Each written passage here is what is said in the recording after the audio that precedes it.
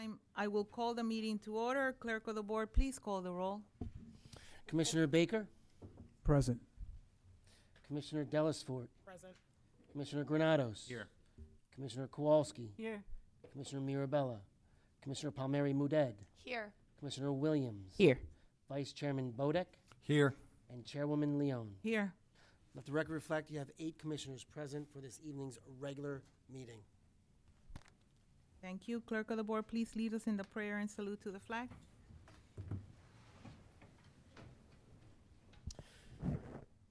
Humbly we ask God, the giver of peace and lover of charity, to give the entire family of nations true agreement with his will, and to grant the light of his spirit on all who work for justice and peace. Amen.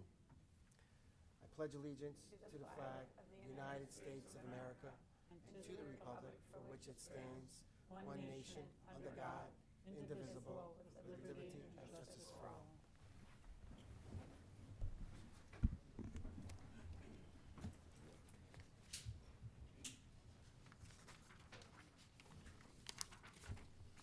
Tonight, we have one ordinance for adoption. Excuse me, Madam Chair, may I just read a statement of compliance with the Open Public Meetings Act for this meeting? Sorry, Clerk of the board, please read the statement of compliance with the Public Meetings Act. I apologize. No problem, you got it. The chair wishes to announce that pursuant to the requirements of the New Jersey Statutes Annotated, Title 10, Chapter 4, Section 10 of the Open Public Meetings Act, adequate notice of this meeting of the Board of County Commissioners of the County of Union has been given by mailing the annual meeting schedule for the year 2025, along with periodic changes necessitated by circumstance to the newspapers circulating within the County of Union who are designated to receive such notice, and by posting the annual meeting schedule for the year 2025 in the Administration Building, and further by filing the annual meeting schedule for the year 2025 with the Office of the County Clerk. Thank you. Tonight, we have one ordinance for adoption. Clerk of the board, please read the ordinance by title.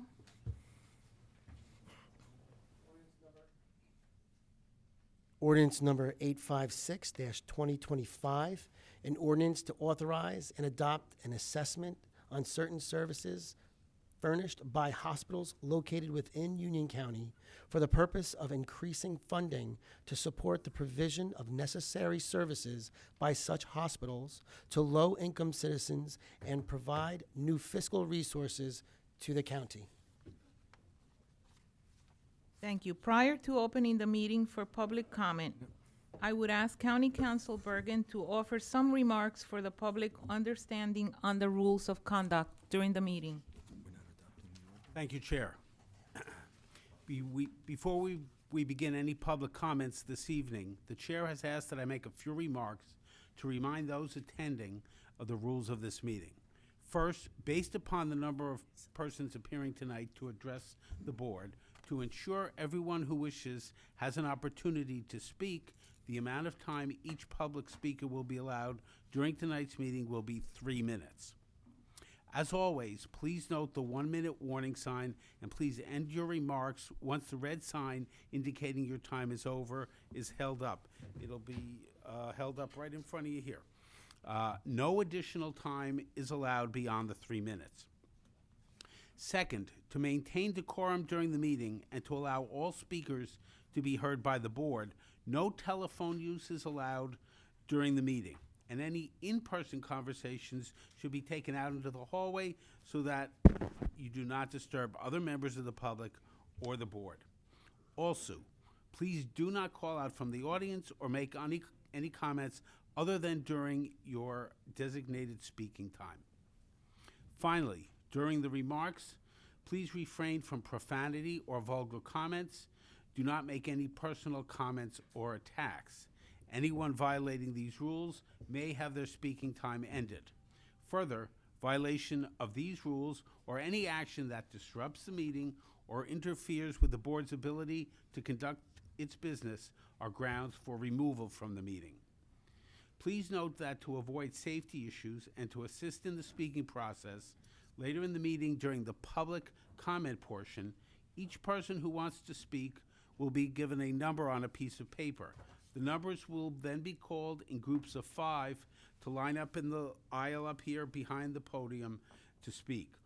All other people, please remain seated until your group is called to the podium.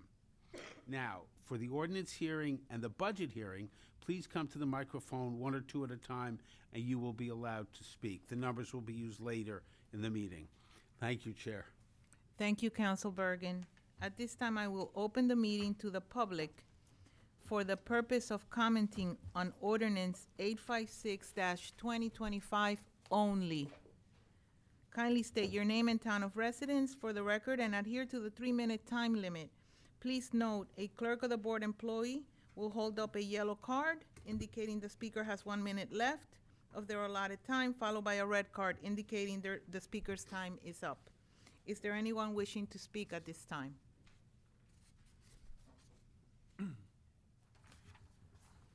Seeing no one else? No one else but me. Good evening, ladies and gentlemen of the Commissioner Board. Bruce Patterson, Garwood, New Jersey. I hope you're not imposing 3 minutes on the budget hearing, because, I mean, we've gone from 10 minutes down to 5 minutes, and now 3 minutes, and it's a travesty. But anyway, my comments towards the ordinance. Are you planning to study our local hospitals to see how many low-income and indigent patients are being served, and that upon your study results, you plan to take our county taxpayer money and provide financial support to the third-party multi-billion-dollar hospital chains? The taxpayers are wondering, just what is your end game here on this ordinance?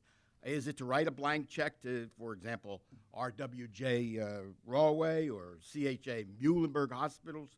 Or are you actually going to be advocating to the state for additional funding and aid to come down, where it would end up to be a pass-through to these hospitals through Union County? So please explain that. Thank you.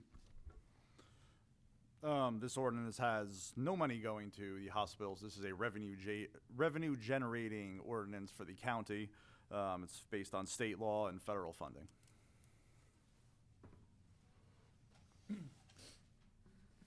Seeing no one else, I will formally close this portion of the meeting and ask Policy Subcommittee Chair Vice Chairman Vodek to vote ordinance 856-2025 for final reading and adoption.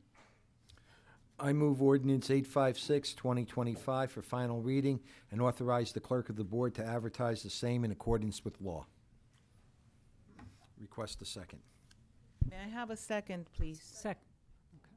Okay. Ordinance was moved by Vice Chair Vodek and seconded by Commissioner Dellis Ford.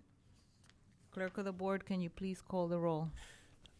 This is for ordinance number 856-2025. Commissioner Baker. Aye. Commissioner Dellisfort. Aye. Commissioner Granados. Aye. Commissioner Kowalski. Yes. Commissioner Palmieri Muedad. Aye. Commissioner Williams. Aye. Vice Chairman Bodek. Aye. And Chairwoman Leon. Let the record reflect you have Aye. 8 Aye. commissioners. Aye. Let the record reflect you have 8 commissioners voting in the affirmative on ordinance number 856-2025. Tonight we have one ordinance for introduction. Clerk of the board, can you please the ordinance by title?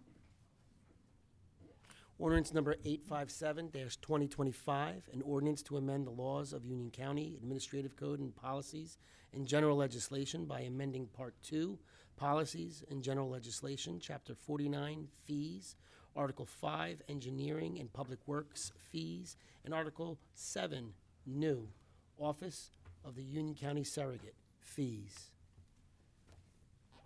I would like to ask Policy Committee Chairman Vodek to move ordinance 857-2025 for first reading. I move ordinance number 857-2025 for first reading and authorize the clerk of the board to advertise same in accordance with the law.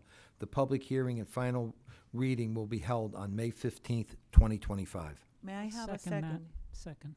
It was moved by Vice Chair Vodek and seconded by Commissioner Kowalski. Clerk of the board, can you please call the roll? This is for ordinance number 857-2025. Commissioner Baker. Aye. Commissioner Dellisfort. Aye. Commissioner Granados. Commissioner Kowalski. Yes. Commissioner Palmieri Muedad. Aye. Commissioner Williams. Aye. Vice Chairman Bodek. Aye. Chairwoman Leon. Aye. Let the record reflect you have 8 votes in the affirmative on ordinance number 857-2025. Moving forward, the 2025 county budget was introduced at the March 27th, 2025 meeting. Following the approval of that budget resolution, the clerk published the notice of the official public hearing to be held tonight in accordance with the law. With that said, I now open the public hearings on the 2025 county budget. Prior to calling upon the public for comments on the budget, I would like to ask our fiscal chair, Commissioner Rebecca Williams, to say a few words before we begin. I would also like to thank Finance Director B.B. Taylor and her staff, our county manager at Oatman, Deputy County Manager Amy Wagner, our fiscal committee and all their staff. Fiscal Chair, can you please say a Thank few you. words? The floor is yours. Thank you, Madam Chair. So as Chair of the 2025 Fiscal Committee, I'm pleased to announce that after months of collaboration, thorough review, and state approval, we are prepared for the final vote on the 2025 executive budget following tonight's hearing. This budget reflects Union County's ongoing commitment to responsible fiscal management.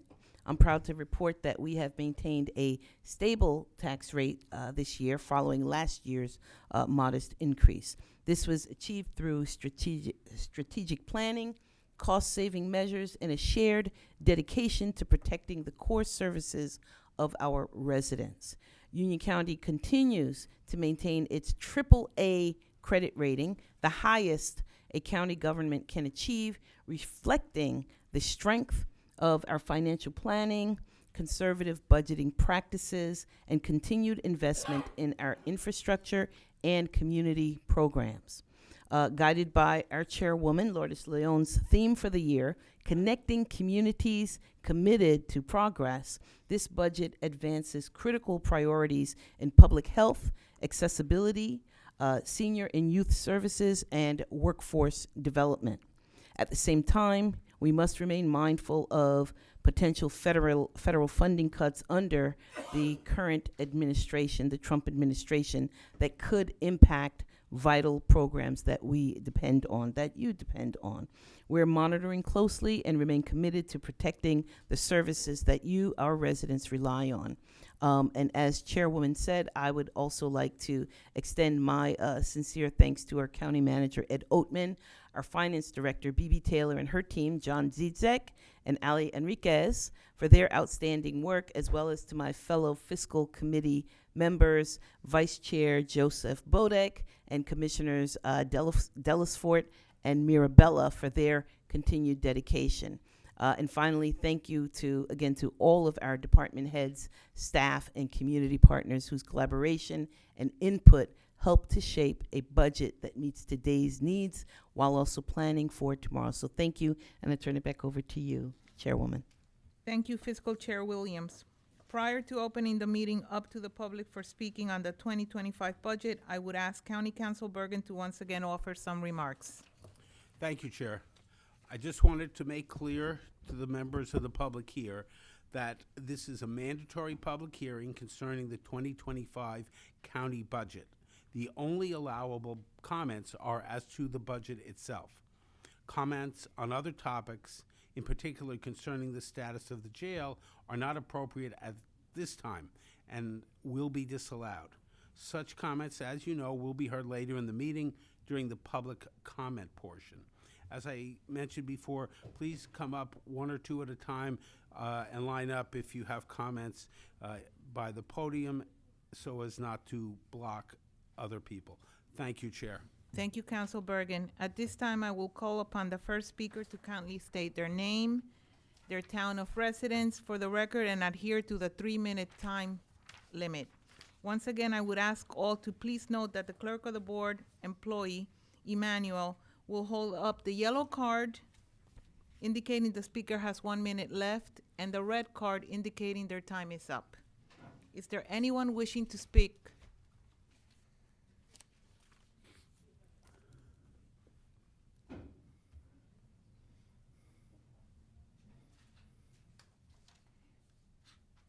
Stacy Gregg, Morris County. In regards to the budget, I'd like to know if you are in dire straits with your budget or if it became out to be judicious budget, which you were able to meet this year. Is there problems with the end of the budget? Are you in a deficit? Did you go over your budget? Were you able to maintain your budget? Those are the questions that I'm curious to learn about your budget. I understand the comment was made that you're very much alerted because of the administration, the Trump administration. So if you're concerned about the Trump administration and loss of budget, what is that dollar amount of loss of budget? How does that translate into human lives? Please let me know if you're in dire straits in the County of Union right now, and that is why you're looking for outside sources of income. Thank you.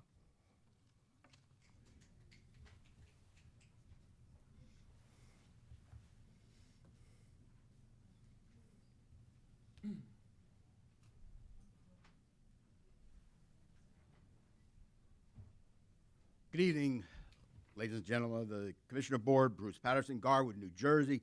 Boy, she went right to the jugular on that. But I mean, dire straits, I mean, if I only got 3 minutes, I mean, I had a lot of questions. One is Commissioner Rebecca Williams says we have a stable tax rate. Well, guess what? Taxes went up $7.5 million, 1.75%. So that's what the stable tax rate may be, that little percentage that you talk about. But nobody in all these meetings has actually said taxes are going up. Well, I'll be the first. Taxes are going up.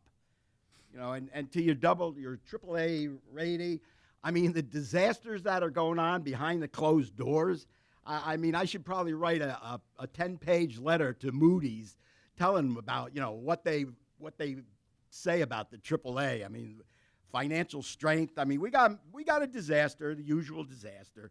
The only good part is we're sitting on about $160 million in surplus. I mean, that's a plus. But by all rights, a lot of it should be really returned to the residents and the taxpayers. I mean, to sit on that much money on a $500 million budget is amazing. So, you know, we still got a $500 million budget to spend. I'm going to be talking about resolutions later on, and possibly this is the reason why money is disappearing, possibly dire straits. You had the personnel freeze last year. You had stopped buying or purchasing. You told the departments to stop purchasing items. You know, I got plenty of more items. I put an Excel sheet together of all the main things. And the debt service, you know, last year you said the debt service was great. It's going down. But guess what? Debt service actually went up this year. $6 million, 8% increase, actually more than the 2 years ago. The capital spending, it's down $22 million, which is kind of saying something, that you're putting the reins on financial spending for some reason. I don't know. I mean, do people up there actually have any solid business experience? I would assume Commissioner Bodek does. So, I mean, you know, outside of that, the other people, you know, it's all questionable. And just the last comment is that you know, the two people, and I said this before, the two main people that put this budget together, County Manager Ed Oatman and Finance Director Bibby Taylor, don't even live in the county. So they're totally ignorant of the issues that we have. Mr. Patterson, on the budget, please. They don't Comments on live. the They budget. don't live in the county. They're the ones crafting the budget. So, bottom line, we got people that, you know, really don't even understand the county creating the budget for us taxpayers. Please, Is that on the budget or? personal comments? It was on the budget. No, it's actually not in the budget. No. Well, I'm looking at a red flag anyway, so. Thank you. Thank you. Any other comments on the budget? Seeing no one else, I will formally close the official public hearing on the 2025 county budget. We're gonna call on Director Taylor to address these questions. Director Taylor, if you would join us at the podium to address his questions.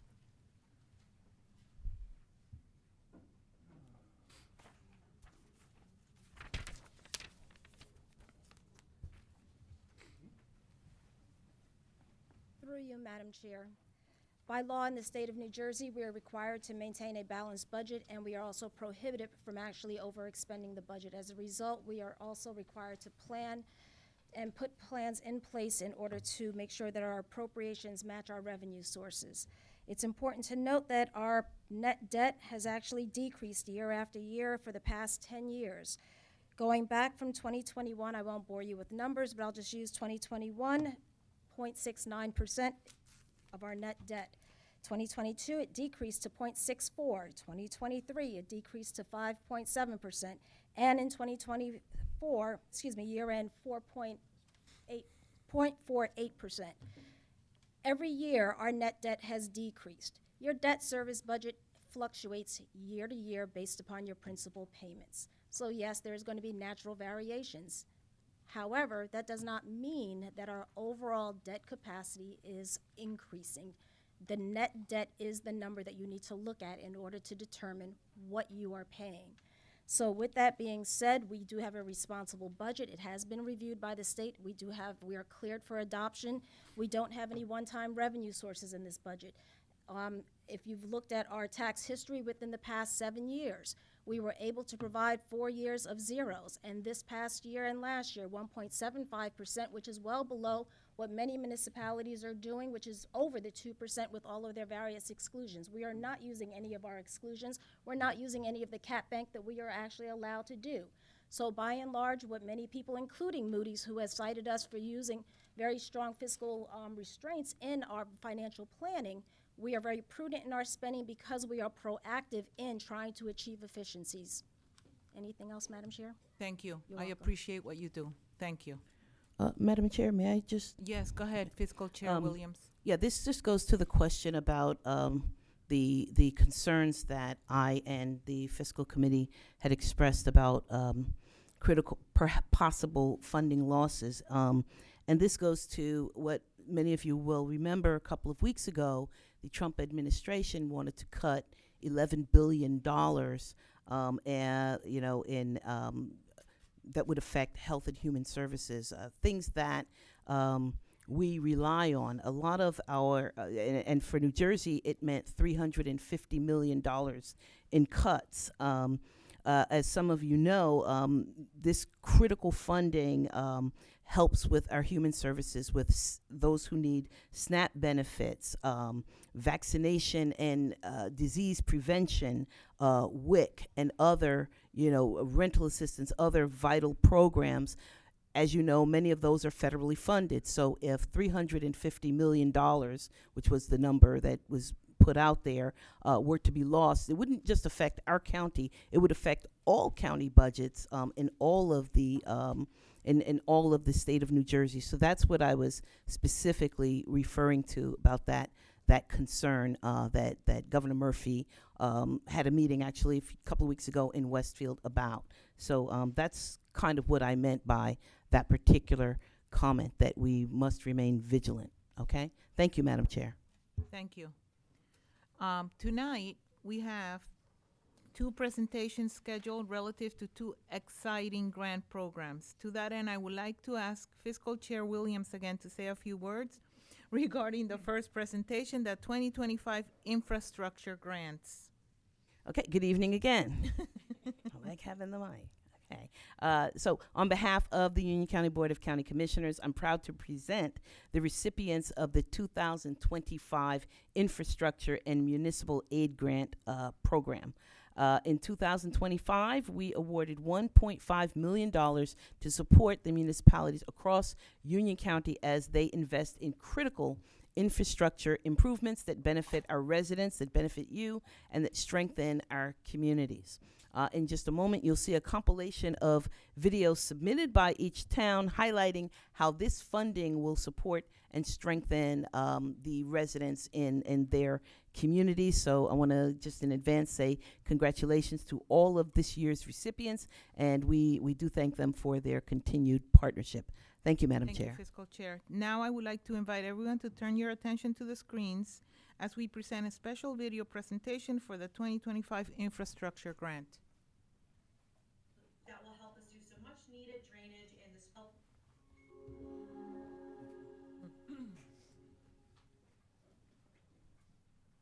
Hello, Union County Board of Commissioners. This is Liza Viana, Township Administrator. I am not Mayor Devaney, even though I'm in her office. I'm standing in for her today. just wanted to say thank you for this big check that will help us do some much needed drainage in the Spring Ridge area of our town. Without this money, we definitely could not do these much needed infrastructure projects that we have to do every year. So thank you for all of your help. I'm gonna go try to cash this at the bank window. Bye. Hi, Mayor Angel Albanese from Clark here. I'm pleased to accept this check on behalf of the citizens of Clark from the county commissioners. The infrastructure grant will be used to repair our roads, and we thank you very much. Hi, this is Terrence Curran, the mayor of Cranford, and I'm very happy to accept this check from the County of Union for infrastructure upgrades that are going to help Cranford's roads and paving. The township committee is very appreciative, and so is the entire township, of the support that we've received from the county. Thank you very much. Hello, this is Mayor Chris Ballwaite. Okay. I'm excited to share that the city has received $150,000 through the 2025 Infrastructure and Municipal Aid Grant, funding that will go directly toward replacing antiquated traffic light systems at key intersections. Locations like 3rd Avenue, South Street, Grove Street, West End Avenue see heavy volumes of both vehicle and pedestrian traffic. These upgrades will improve safety and keep traffic flowing smoothly, helping our residents get where they need to go faster and safer. Intersections will be made more accessible for residents with disabilities, including the capability to connect to backup power, keeping people safe and traffic flowing. Having access to grants like this is essential for our city. It gives us the opportunity to modernize the infrastructure that we rely on, replacing outdated systems that meet today's standard for safety, accessibility, and reliability. These improvements help us reduce congestion, enhance safety, support economic activity. With this funding, we're keeping Elizabeth moving in the right direction. So we are grateful to the commissioners of Union County for their continued support and partnership in making our city a better place to live and work. Together, we're investing in Elizabeth. Thank you.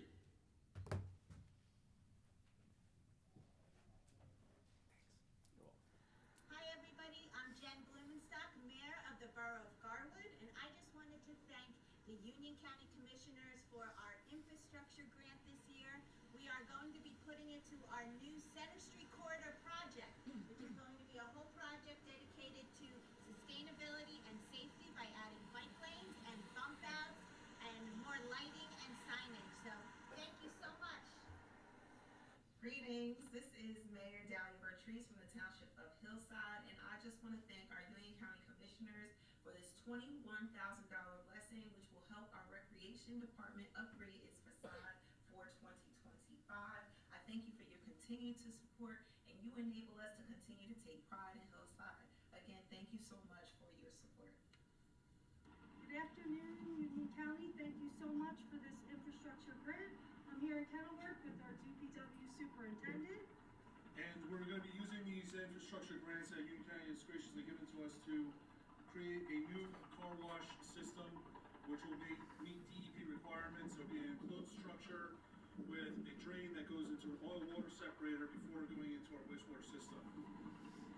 This new installation of this wash facility is essential for the effective and compliant functioning of the DPW. This project aligns with our commitment to environmental responsibility while providing operational efficiency gains, and will enable our department to fulfill our responsibility to the community, environment, and NJDEP regulations. Thank you very much. Thank you. Good afternoon. This is Mayor Derek Armstead, and I'd like to thank the Union County Board of Commissioners for this $100,000 infrastructure grant. The infrastructure grant can be used for various improvements throughout our town. Some locations that we hope to use this money for will be Chandler Avenue, East Baltimore Avenue, and Orchard Terrace. Good evening. On behalf of the Borough of Mountainside, I want to thank the Union County Commissioners for the $40,000 infrastructure grant. We'll be using it in connection with our paving project. This year we intend on paving Friar Lane, Justin Place, Kings Court, and Queens Lane. With the rising cost of these projects, the infrastructure grant is greatly appreciated. Again, thank you on behalf of the Borough of Mountainside. Hi, I'm Councilman Matt Kaminsky. On behalf of the mayor and council of the Borough of New Providence, we'd like to thank the county commissioners for the 2025 infrastructure grant funds. I'm Diane Belisca, and I would like to let you know that we are going to use these funds towards our annual paving projects in town. And as always, I'm Al Morgan, Mayor of New Providence, and we want to thank you for continually funding us with this $50,000 check. It's deeply appreciated. Thank you so much. Thank you.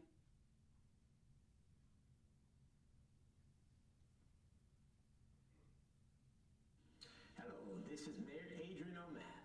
The City of Plainfield would like to thank Union County for awarding $135,000 in funding for the 2025 Infrastructure and Municipal Aid Grant. The grant award will assist the city with the 2025 roadway improvement project, which involves resurfacing Summer Avenue and Fillmore Avenue. The project is anticipated to be completed in October 2025. The scope of work will include resurfacing the roadway and ADA compliant ramps and replacing stormwater drains where applicable. On behalf of the residents of Plainfield, we appreciate this grant and would like to thank the Union County Board of Commissioners for this and other grants received in previous years. Thank you to Union County.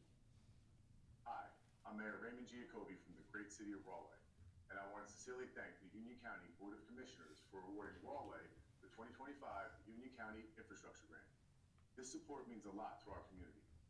The funding will go directly towards this year's roadway improvement project, helping us upgrade key roads like Lafayette Street, Princeton Ave, and Lower Main Street. These are everyday routes for our residents, students, and workforce. This investment helps us keep them safe and our roads well maintained. We're proud to partner with Union County on projects like this. Your continued support allows us to move Rahway forward, and on behalf of our city council and the people of Rahway, I want to sincerely thank you for helping us build a stronger, better connected city. Hello, I'm Roselle Mayor Donald Shaw, and on behalf of the Borough of Roselle, I'd like to thank and extend my sincere gratitude to the Union County Board of County Commissioners for awarding us the $60,000 grant. These funds will support our ongoing efforts to improve stormwater infrastructure and mapping throughout our community, critical projects that help protect our residents and our environment. This grant is yet another example how strong partnerships between local and county government deliver real results for the people of Roselle. Again, thank you for your continued support. Hey guys, Mayor Signorello here. Very excited to get this grant. Very generous. We're going to pave Laurel Ave. We're going to put some sidewalks there, make it a lot safer. Thank you, County of Union, for all you guys do. Round of applause. We got some claps. Let's stick out for people. Yay! Hello, Union County Commissioners. Josh Lasardo, Mayor of Scotch Plains here. I want to thank you for the continued support in our town. This $100,000 grant is going to help us pave Stocker Lane, Raritan Road, Cooper Road, and others. It's really important to our residents that we maintain our roads, and this support goes a long way in helping us do so. Thank you, thank you, thank you for doing what you can to help our town.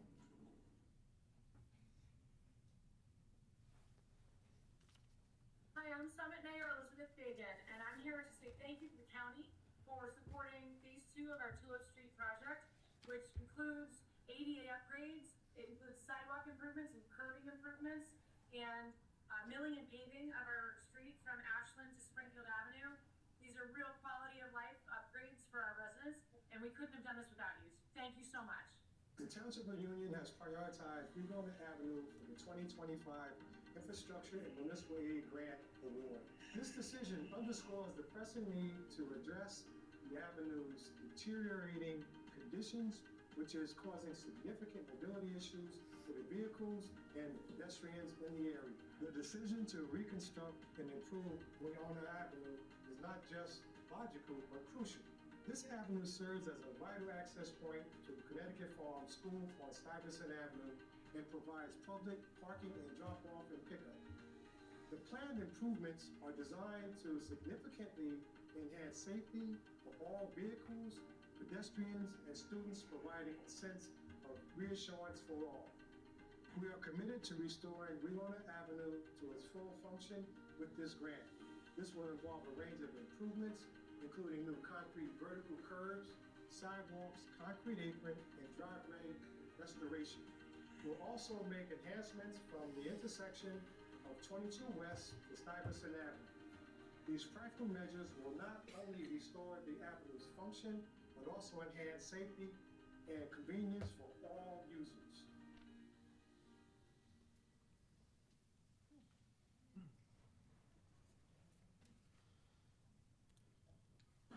Hi, I'm Mike McNell, and I'm the town engineer for Westfield. Thanks to the generous support of Union County, our town has been awarded a $100,000 grant for the resurfacing of First Street. This grant will bring a positive change for our community. Not only will it improve safety and the overall appearance of First Street, but will also provide for better access to our local schools.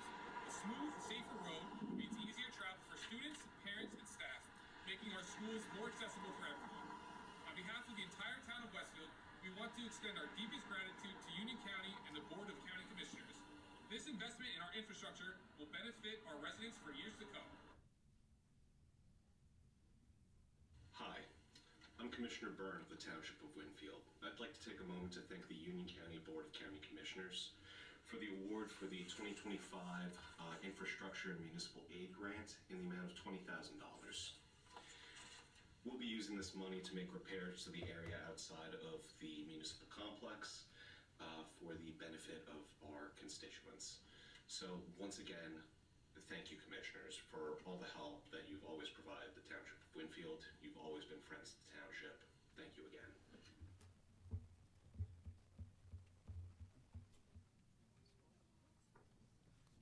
Thank you. For our second presentation, I would like to ask Commissioner Kowalski, liaison to the Cultural Heritage and Advisory Committee, to say a few words regarding the 2025 HART grants. Thank you, Chairwoman. So tonight, in anticipation of the board's expected adoption of the resolution on this evening's agenda, we're pleased to preview another video presentation, and this one highlights the 2025 HART Grants Awards. These are Union County's initiative to support local arts, culture, and history. HART standing for History, Education, Art Reach Thousands. Now, this is created through a collaboration between our Office of Cultural and Heritage Affairs and the Department of Parks and Recreation. And the video outlines the mission of the HART Grants and also celebrates the outstanding work of this year's anticipated recipients. A special thanks to Ms. Kathy Kakeletris, Nicole DeAugustine, David Pilmenstein, and Carolyn Thomas for bringing this vision to life. It shows the huge impact these grants have on our communities. And following tonight's meeting, we'll look forward to sharing this video online so that even more residents can learn about the programs and the individuals supported by the HART Grants, which we've been doing HART Grants for many years. I suspect there may be people in this room who have been, other than our staff, who have received a HART Grant, and they benefit so many thousands of people. So thank you, Madam Chair.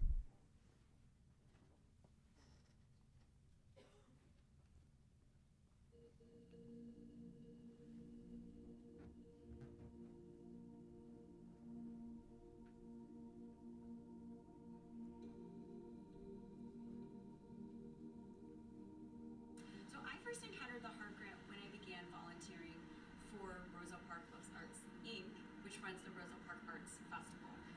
Probably back when I first moved here in 2017. It really benefits almost everybody. We try to make the festival have multiple components, and that will appeal to people who are interested in art and music. It really is about arts, all arts, even culinary arts. And, you know, we do have some bands that are cover bands. We do try and encourage as many acts as possible that are creating original music, and that is something else that's kind of unique, because we really want to focus on people who are making things that are new and different, and not just selling something. You know, there's so many more things we can do. So we'll see where we're able to go into the future, and yeah, we really appreciate having the enjoy being able to, I literally enjoy writing checks to artists and musicians. Like, you're getting paid, because it's so important to support their work. And this grant allows us to do that for you in a way that really broadens the reach of the grant and of the commissioner's, intentions and support. My favorite part of the project that we have done is Rhythm in the Park.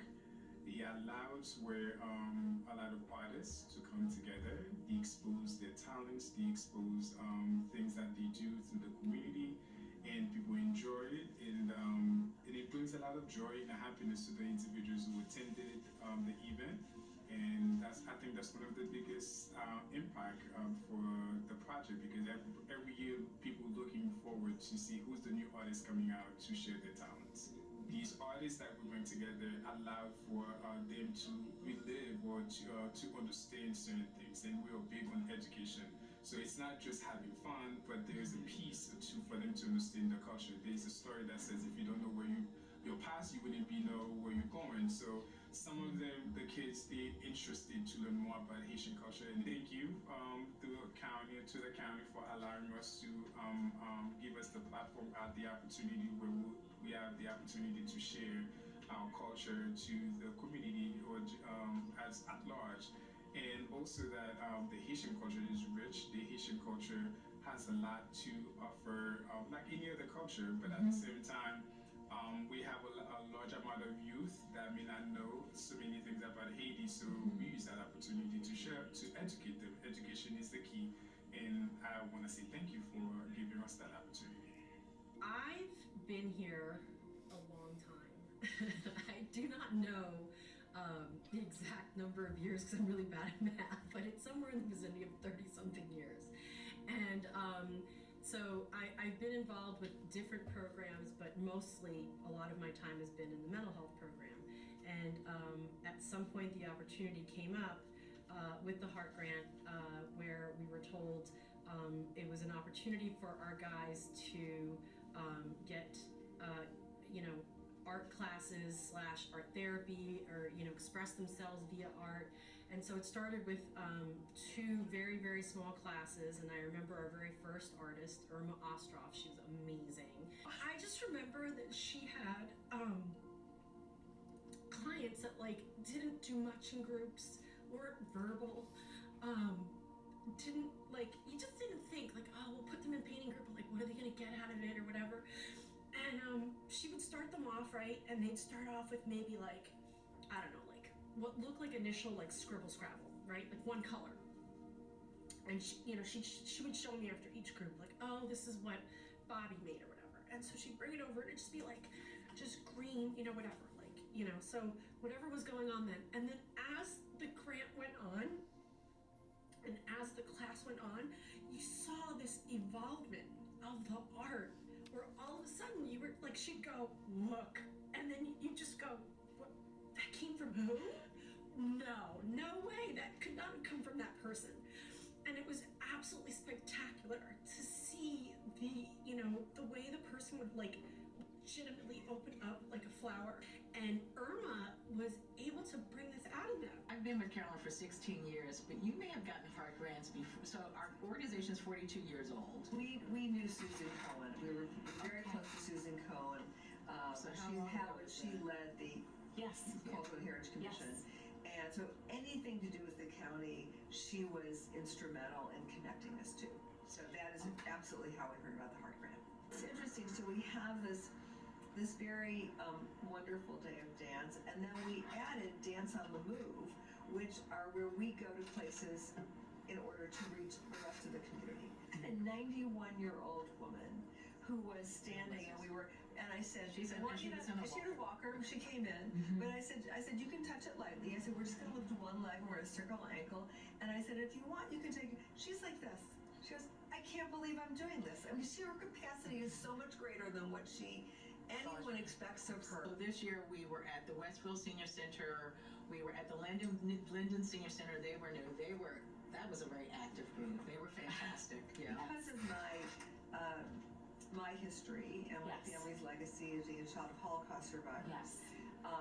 there is A historical work. historical work that we take throughout the county. We hope that you guys all continue to get all the funding that you need to continue funding what we do, because the need is great, and to impact on such a local level is so important.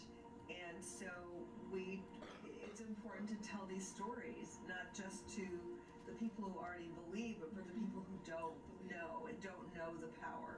I mean, we're about to go to Washington next week for New Jersey Arts Advocacy Day, and you know, we're part of a program down there. But it's just interesting to me because we sort of can't believe. I can't believe being in this industry this long. I still have to tell you why what I do is important. Really, all you have to do is come once, and then you will be amazed. All you have to do is come once. I also just want to say, I know we both want to say, thank you. Thank you. With this particular program this year, it was Healing Hearts Through the Arts. And our women are coming from different backgrounds and experiences. And oftentimes they're carrying trauma and the burdens of it. This Healing Hearts Through the Arts began as an outgrowth of our music therapy group. The women wanted this. They wanted to explore their healing more fully and express themselves in more than just one way. And the Heart Grant really allowed us the freedom to create a program that impacted not only the women but their families and their community. The Heart Grant has really offered us a place to explore those themes that are common to the women who come here. And in the process, they gained a lot of confidence, and we're joyous and celebratory in that confidence. This is the third year that the Heart Grant is supporting Shady Rest's programming for 4 Centuries in a Weekend, which is a county-wide effort that really brings people from a little bit farther away to the clubhouse. And it's just a great opportunity to be able to bring music and all kinds of activities here that we wouldn't otherwise have over a weekend. Out and see new things. So it's been really exciting for us to see the program grow over time. So Shady Rest Country Club was the first ever Black-owned country club in America. In its heyday, it had golf, skeet shooting, horseback riding. It had jazz performances. It had, I guess, a restaurant venue inside as well. We had numerous. I think they also had baseball and they had tennis. So our aim is to bring back as much of the history as possible to let people see what took place here at Shady Rest. It's a lot easier for us to function with support from the county and the Heart Grant. Partnering through the Heart Grant is a whole network of other sites and support from staff who are able to kind of guide you in planning your project, and then it's a very supportive group of folks to help get the word out about what you're doing, and that really is very valuable to us as we're starting to build awareness for Shady Rest. Well, I first learned about the Heart Grant because I was on the Union County Cultural and Heritage Advisory Board, and we've been applying for Heart Grants since the inception of the Heart Grants. Today, we're going to be having Abigail Adams, a reenactor who is from the American Historical Theater out of Philadelphia, to come and give an in-person program about Abigail Adams, who did visit Plainfield. We try to connect all our programs to Plainfield. What the Heart Grant also helps is to bring, history to life, on a kind of a different level. So we're reading it, and that's fine. Love to read library, but it's different when you add that, and then you add, an actual, historian, actual reenactor, and on top of that, we have artifacts if you want to see this and touch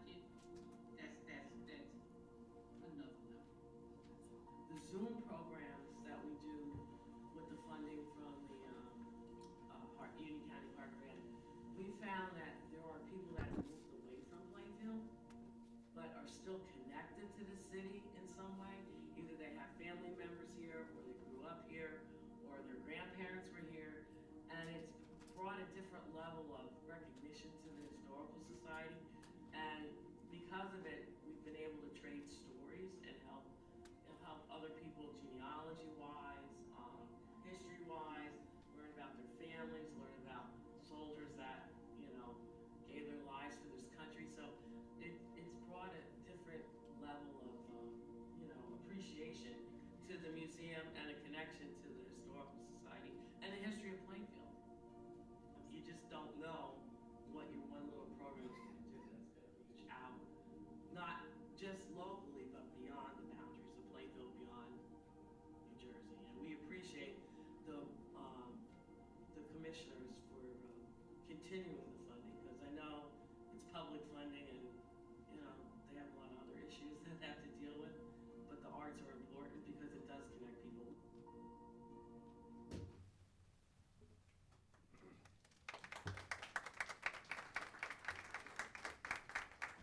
Thank you. I would like to also thank the Office of Public Information for putting both videos together for tonight's meeting. It's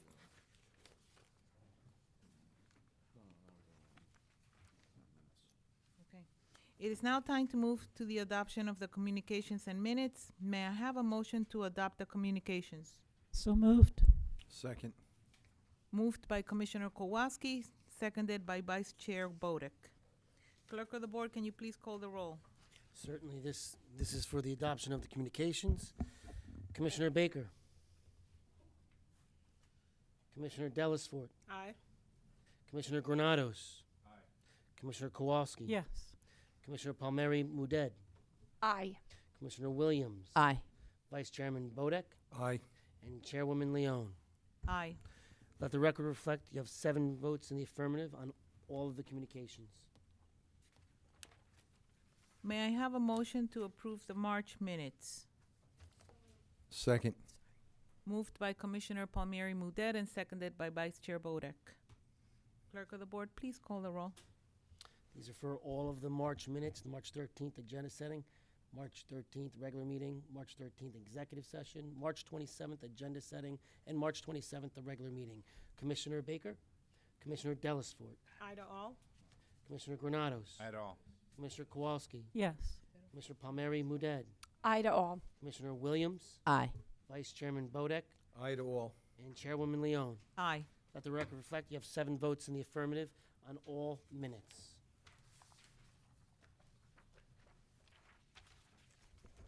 Prior to opening the meeting for public comment, I would like to ask County Council Bergen to once again offer some remarks, please.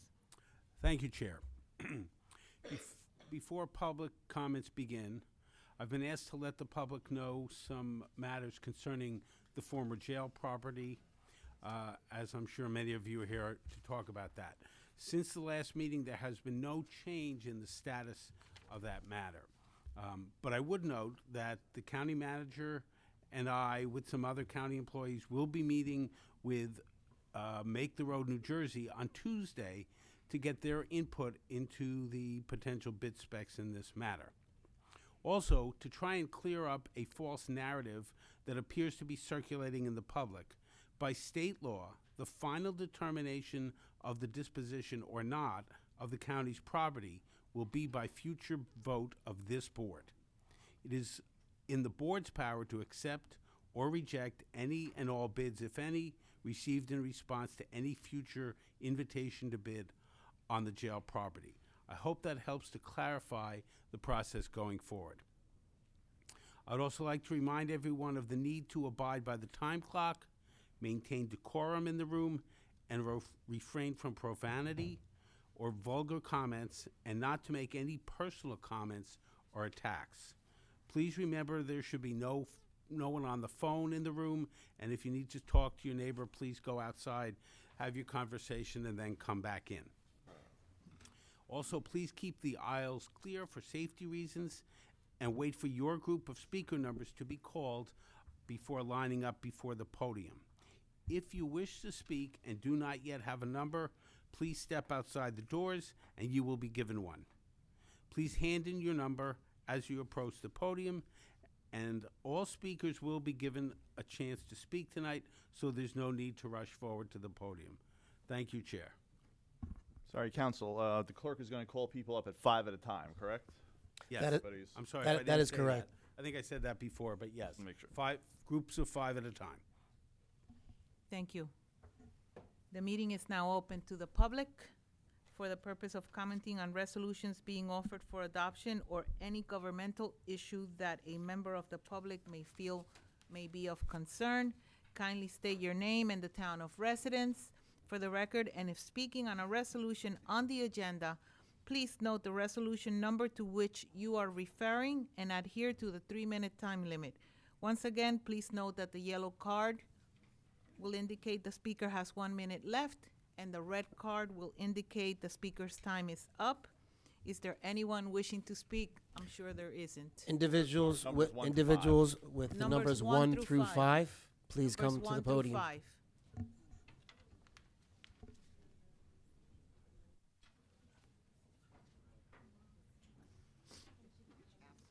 Anybody in 1 to 5 could start, as long as it's the first 5.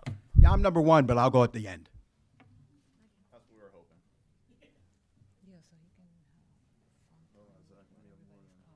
We are switching, don't worry. And I'm giving her my time. Excuse me, only numbers 1 to 5 should be in line. I think we already have, if Bruce has number 1, we have. Por favor, los números del 1 al 5 nada más, se lo voy a agradecer.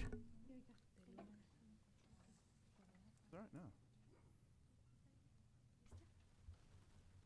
Good evening. I will be doing some interpretation. ¿Lista? Con poder. Buenas noches, mi nombre es Brainy Beliar y yo soy un miembro de la comunidad y pareja de un inmigrante detenido que actualmente se encuentra en Luisiana. Good evening. My name is Brainy Pilar. I am a member of the committee. I'm also the wife of someone who has been detained. He was transferred to Louisiana. Más que hablar de mi situación, estoy aquí para expresar un poco del dolor de cómo mi familia, así como mucha de la familia de los detenidos, están pasando hoy en día. And I'm here to express some of the pain that I am suffering and many of the other families who have loved ones detained are also experiencing.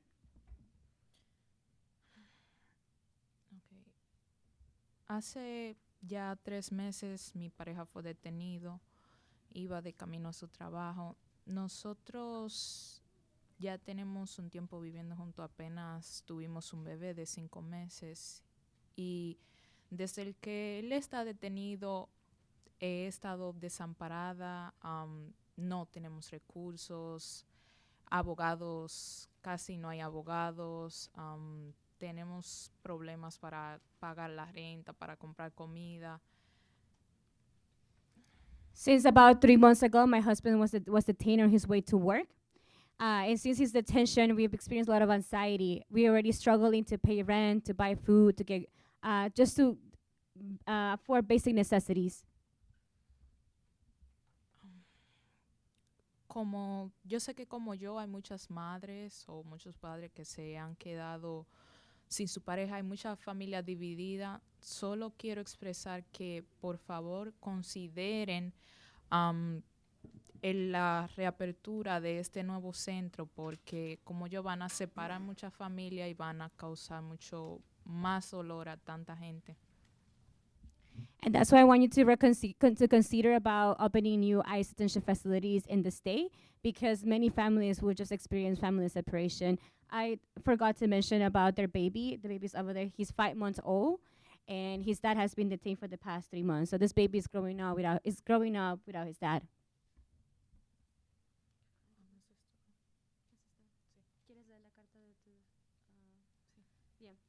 And I would just add really quickly a letter that her husband, that her mother-in-law wrote in support of a bond hearing for his son.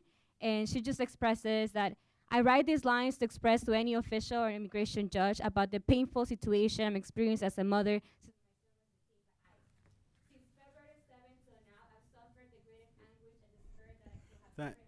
Thank you, please. The time is up. Your Thank time is you. up. Thank you.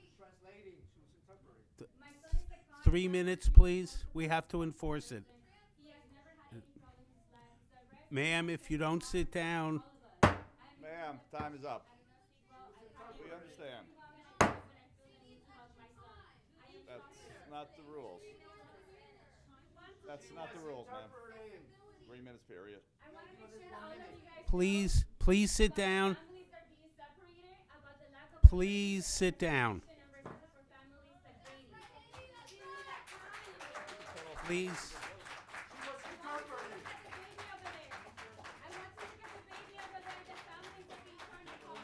If you don't stop talking, ma'am, please sit down or you will be removed from the room. Those are the rules. Everyone must.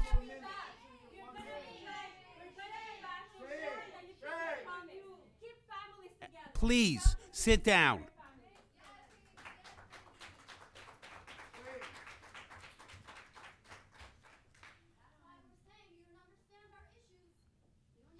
Please don't yell out from the crowd. We will hear everybody speak. Each has their turn. Each has their time. Please. Please stop yelling out. Officer. Everyone, it's 3 minutes per speaker. That's your time. Whether it's in English or an interpreter, it's 3 minutes. Those are the rules. Okay, well, that's the rules. Okay. Next speaker, please. Okay. Por favor, un minutico. Hay muchas personas aquí esta noche y queremos darle oportunidad a todo el mundo. Por favor, tengan paciencia y comprendan. Queremos oírlos a todos. So, le vamos a pedir un poquito de respeto, por favor, y que comprendan.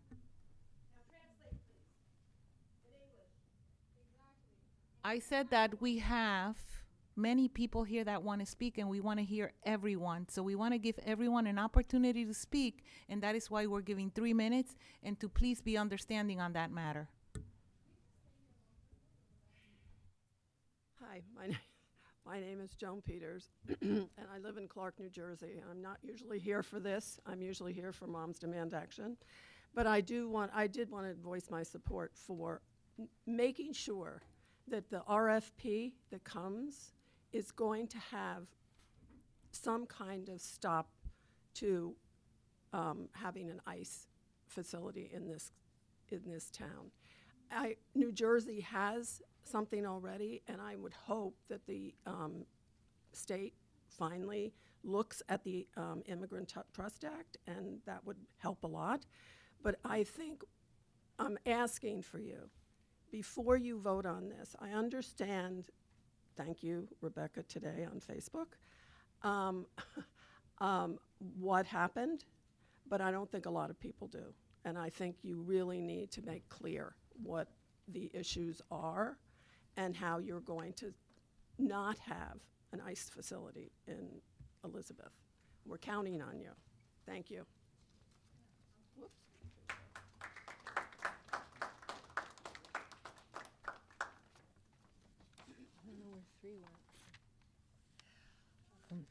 My name is Virginia Kay. I'm from Union Township, and I don't have the information of the previous speaker. I'm glad there's this confidence that that ICE will not have this sale go through. I'm here to speak on that, and I was going to ask who among you would support the having enforcement people putting hoods on Union County pedestrians and forcing them into unmarked vans for detention, because we know this is a current practice of the organization.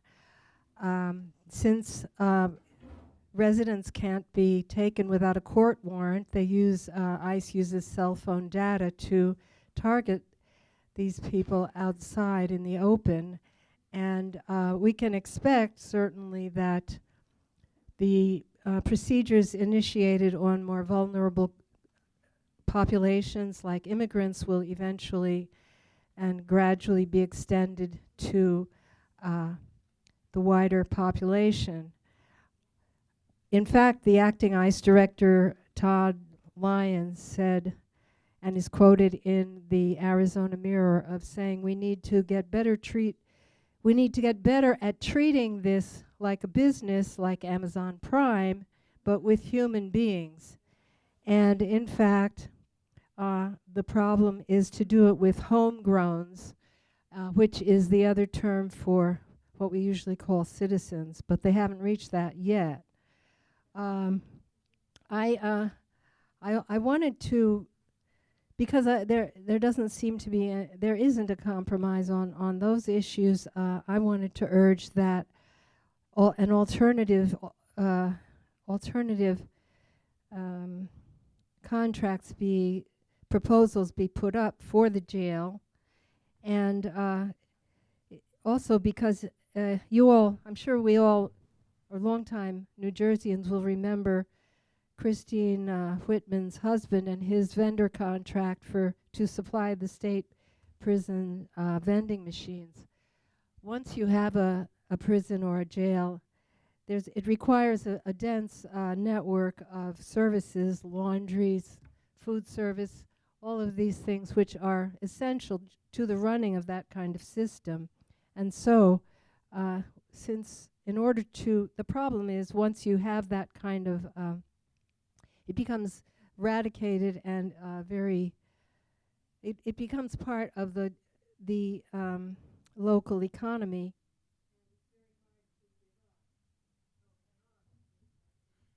Thank you for your comments.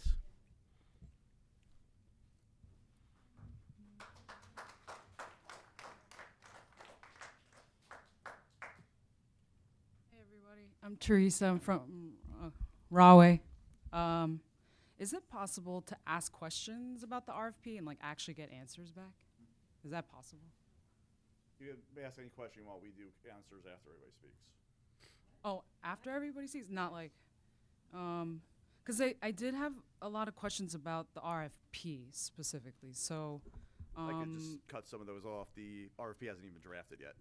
yeah. So the question would be like, when will it be drafted, and do you have like a deadline as far as when you would? There's nothing planned at all yet. Okay. If we were to come back in a month, would it be available, you think? I don't know, but like I said, we'll answer everything later. It's not hasn't been drafted yet, so. Okay. Well, I guess the other question I had was, in your opinion, what would be the ideal use for this space? Oh, right, you don't answer back. But curious about that. Also curious about, as a governing body, do you guys have certain values that you kind of try to govern by? I'd be curious to have that. I'm sure that's on your website, but it'd be nice for everyone to hear that out loud from you guys about your values. Curious also, once the RFP is created, will you have a rubric or something? How are you going to judge the bids? That would also be nice to be shared publicly with everybody. Yeah, so a lot of the questions were around the RFP, but it seems like we're not gonna know what's going on with it. Yeah, I think I'm assuming community is one of your values. There's lots of stuff that you showed before with the videos highlighting all the different things you do for the community. So I think it's reasonable to ask the 9 of you actually to, or I think Mirabella's missing, but the 9 of you to commit to making sure that it's not a jail. I don't actually think that's really a hard decision to do that, because that is you having ethical consideration, which is part of your role. It's also social responsibility. And so I think it's an easy call to just eliminate that as an option, because nobody in the community would want something like that. At this time, we welcome any members of the public, numbers 6 through Hold 10. on, Jimmy, Mr. Patterson's going in this group still. He was Mr.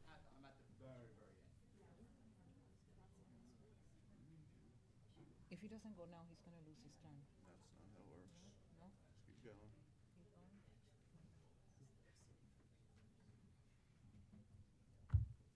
You could begin. Good evening. Good evening. My name is Ana Paola Pazmiño. I'm the director of an organization, Resistencia en Acción. We're a migrant justice and labor rights organization. We organize and empower immigrants with English classes, fight for worker rights, support families that have been detained, that have detained loved ones in jails and in detention centers, and a rapid response system that protects immigrants from ICE's racist targeting. Instead of being with those families tonight, we took some time with other organizations here tonight all over the state to ask that you obviously know that we are in this battle against immigrants. These attacks are numerous. And while the vote on soliciting bids that can be used to detain or incarcerate people have been made public, that's not the same as meaningful public participation. The true democratic process requires that a checkbox or a public comment. It demands transparency, outreach, and intentional engagement. And I think the last speaker had asked, right, that you at least say that you're not going to let that building be a jail of any sort. And that hasn't happened, and that's why we're here again, and we will be returning each time. Thank you to those that have voted already against RFP process. I know that some of you will publicly tonight say this, and I urge you to do that, because we do not want to allow more detentions and separations of family like the first testimony you heard. We also have a lot of members, and tonight our member wasn't able to be here, but I would like to read you her testimony. Miriam is what I'm reading from. My name is Miriam, and I'm a member of Resistencia en Acción, an organization that has guided me after my husband got detained on his way to work. ICE agents followed him and raided our neighborhood for days. We have lived in this country for more than 20 years, and we have 2 children who are very terrorized and sad by the loss of their father, who is detained. He was detained at the Elizabeth Detention Center for many days and now transferred to the New Mexico Detention Center. He has no criminal record and is just facing deportation because of an immigration system that doesn't allow a clear process for permanent protection. My family is in fear daily and separated, and I am testifying today to be the voice of many families who are separated because of the detention and deportation machine. Let's not open one more detention center here. Union County can do better than this. Our community is more than just bids and profit. Thank you. Your time is up. Thank you. Thank you. Your time is up. Thank you. Let others speak. Thank you. Thank you. Your time is up.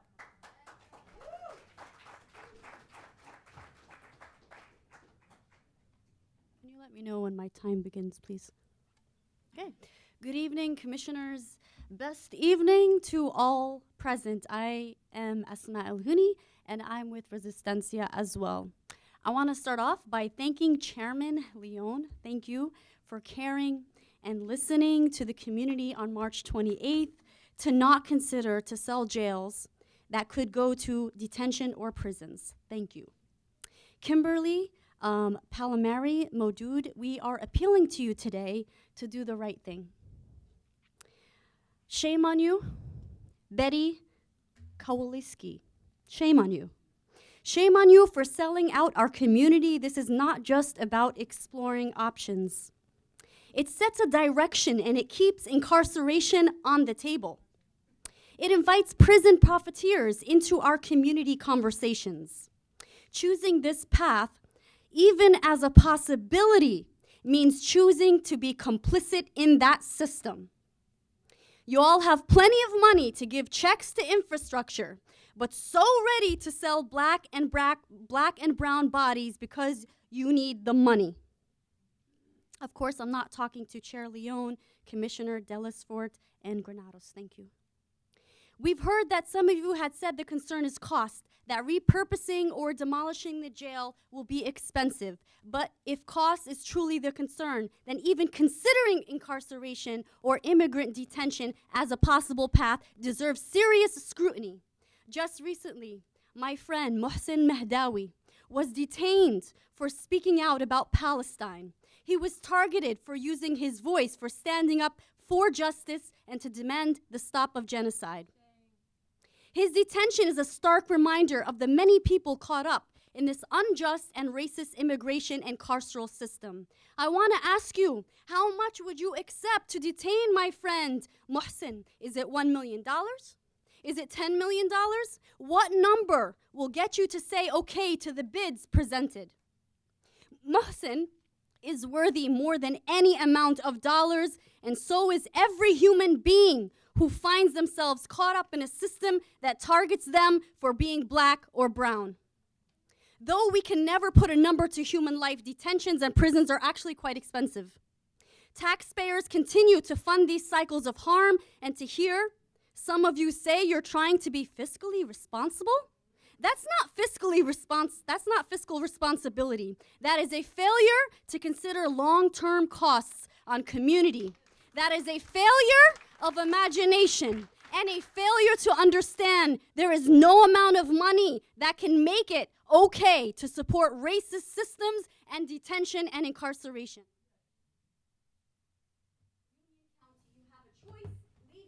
Thank you so much.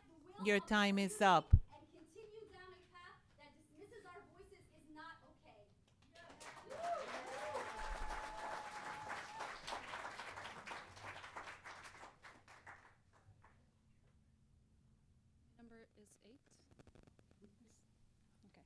Good evening. My name is Faranaz Shamim. I'm here with Resistencia from Trenton, New Jersey. I want to start off by saying thank you, Michelle, for listening to activists urging you to vote against the resolution which seeks to not only criminalize but also disappear members of our community.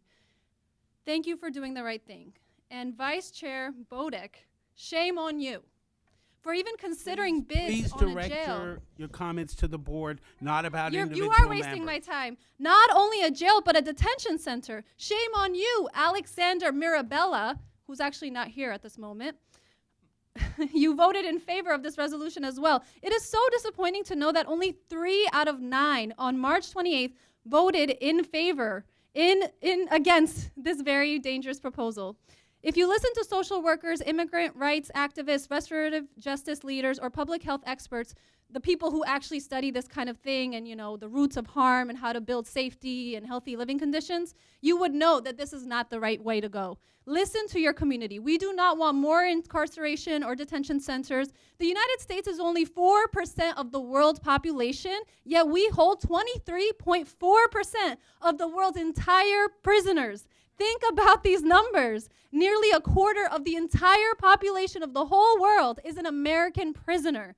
We cannot allow this to continue. This vote sends a clear signal. It opens the door to private prison companies whose track records are full of abuse, neglect, and all kinds of human rights violations. Why are we still entertaining failed models of punishment when studies after studies prove that our legal justice system is a money-making scheme that does not seek to provide true rehabilitation and treats inmates like slaves? Investing in affordable housing, mental health care, education is proven to provide real healing and support. And it actually even costs less in the long run. So even if these words don't touch your heart, consider it from a financial point of view. It is more cost effective to have community-based programs than private prison companies. We have the right to tell you exactly how we feel. We have the right to imagine something transformative. That is why we are here, urging you, pleading with you to please hear us out. It is not too late to move in a better direction. You have the power to shape this process. You can choose to limit the bidding proposals. You can rebuild trust with the community by listening to us, providing the voices, prioritizing the voices of everyday people, not greedy corporations. At the end of the day, we just want to feel safe and heard. Use your morals and your values to determine who is it worth listening to. Is it us or people that are private prison companies that actually don't care about people? They disappear people. They use people, they disappear people, they harm people. It is about what you value, what kind of legacy you want to leave behind. So please choose solutions that uplift our community, not re-traumatize it. Do you have an answer? Can we get an answer at all? Are you going to interact with us, or are we just talking to you? Anybody? This is a comment portion only. Thank you.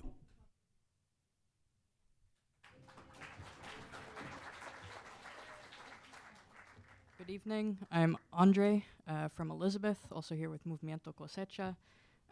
So a couple weeks ago, you heard from dozens and dozens of your constituents talking about the trauma, the harm that they had experienced as a result of the existing detention center in Elizabeth, New Jersey.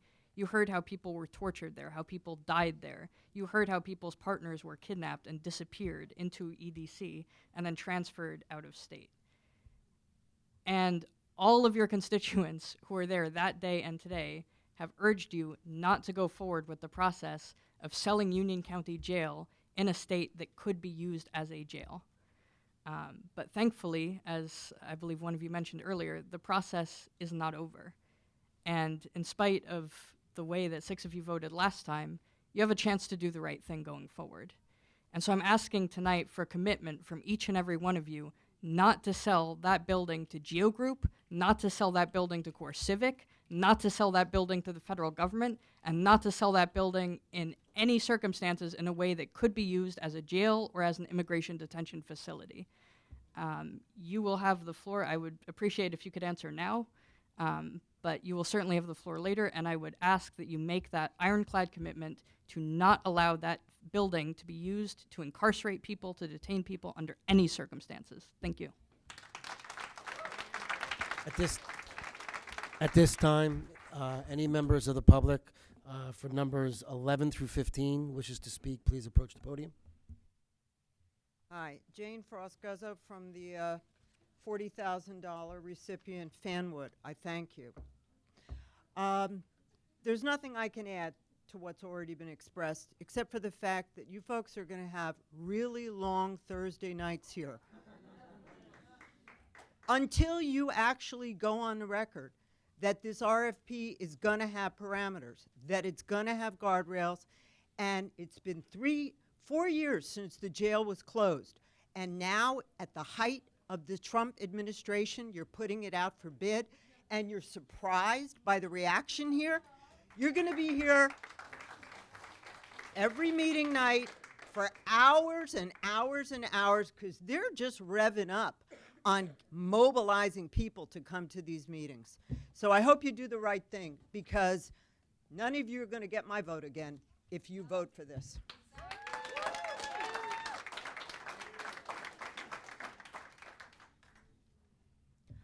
Good afternoon. My name is Eric Cruz Morales. I'm with the New Jersey Alliance for Immigrant Justice. We're the state's largest immigration coalition. We have over 60 partner organizations all throughout the state, and we advocate for policies that empower and protect New Jerseyans' immigrant communities. I'm here today because New Jersey has become ground zero for mass immigration detention. Despite years of hard-fought victories, including the passage of state law that would ban private detention facilities in New Jersey, we're here again. And we're here again fighting against the opening of Delaney Hall in Newark, and we're here fighting against what's likely to be another detention facility as you're beginning this process. We see what's happening across the country. People are being detained, people are being separated from their families, and the federal government just keeps on appropriating millions and millions and millions of dollars to contract with private detention facilities like Geo Group, Core Civic, county jails, deputizing local and state police, and this is having a horrible impact in communities all across the country. New Jersey is one of the most diverse states in the country, where 1 in 4 is an immigrant, and it's deeply troubling what's happening here, beginning this process where there's the probability that this is likely to become a detention center. We know that private prison corporations do not care about the well-being of immigrant communities. They don't care about what happens to them inside there. What they care about is making money. And we're really disappointed that we're here today, because so much chaos is happening. And I ask you here today, like, where are your values, right? You took an elected position because you wanted to serve the public, because you cared about people. But you have to prove that. And right now, that's not what's being done here. And we see families every day being impacted by this. And we just hope that you do the right thing. We fought hard so many years to shut down these detention centers, and we won those fights. And we're here again, and we're gonna continue to fight until all those facilities and all those detention centers are closed in New Jersey. And we make a statement that New Jersey is a state for all immigrants, regardless of your immigration status. So thank you, and I hope to hear from you.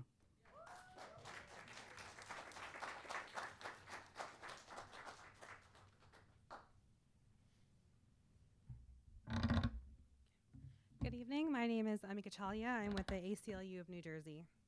The ACLU of New Jersey continues to stand in staunch opposition to the sale of the Union County Jail to house immigrants or for the creation of a new immigration detention center, particularly without a robust review process from members of the community to shape what the RFP looks like.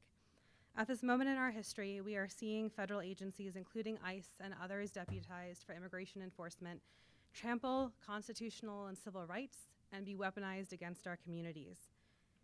County governments, including Union County, have a moral obligation to stand with community members and to ensure that their actions, that your actions, are not placing residents at greater risk of family separation, detention, or deportation.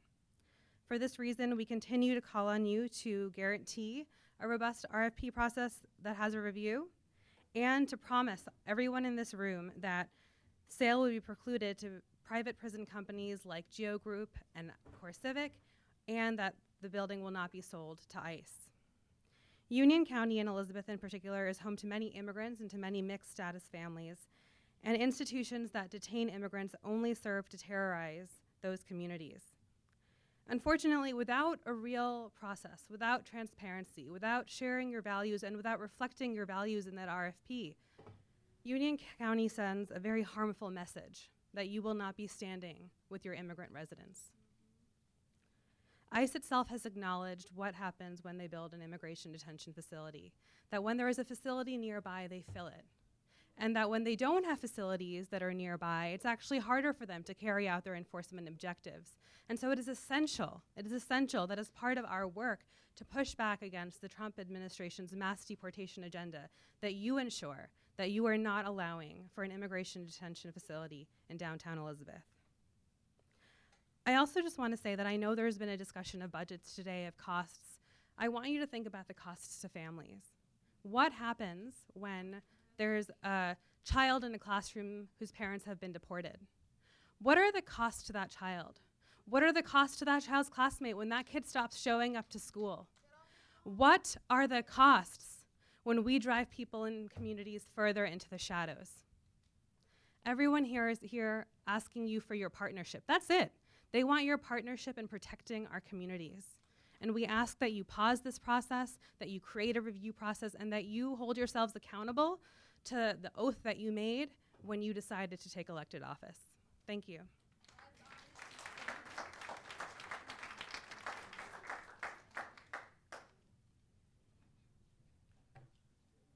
Stacy Gregg. I'm a resident of New Jersey. I'm a resident of the world. It was a vagina wheel of roulette that you landed where you landed when you came out, when you were born. How dare you take the opinion that immigrants are not welcome in our United States? How dare you be Democrats in name only? You're Democrats. We need to fight this administration. Courage is contagious. Don't try to be complicit with an administration that hates black and brown people and is racist in every sense of the word. I've been protesting for years and years. I started out in my 20s, I'm in my 60s. I have never seen the anger and the evilness of having people, protesters go by and give a Heil Hitler. We are in a crisis now. If you heard Cory Booker, if you consider yourself a Democrat, and I don't know the makeup of you, I don't know the makeup of all the mayors, but you sound like you're pretty well off, giving out lots of checks, and you like it. You're all smiling at when you recognize one of your mayor friends. This is not money you want to be part of. This is dirty, disgusting, gross blood money. These are the sweat and tears of women and children that didn't win the vagina lottery of being born in the United States or another country where they weren't persecuted. And they came to the United States for freedom. And if you want to make that jail into something, turn it into a museum. Turn it into a place that you process immigrants. Get the backlog out. Tell 45, 47 that you're contributing to getting the backlog of immigrants. Do it that way. Do not be complicit with this administration. I fought. I have a bruise on my head from protesting the Bergen and the Hudson County jails. I've been arrested. I had the ACLU represent me in court. These are not good people. These counties were all run by Democrats and machines, and they've gotten them out. If you want to stay in office, I suggest you do what Democrats would want you to do. Save our country. Do not allow this to start happening. Be courageous. Be strong. Stand up tonight and say no. I don't know which one of you said no or yes, but don't make us suffer here and keep coming back, because these meetings are going to get long. And people will get out to stand up for our other human beings. No human is illegal. Love. Lead with love, because at the end of the day,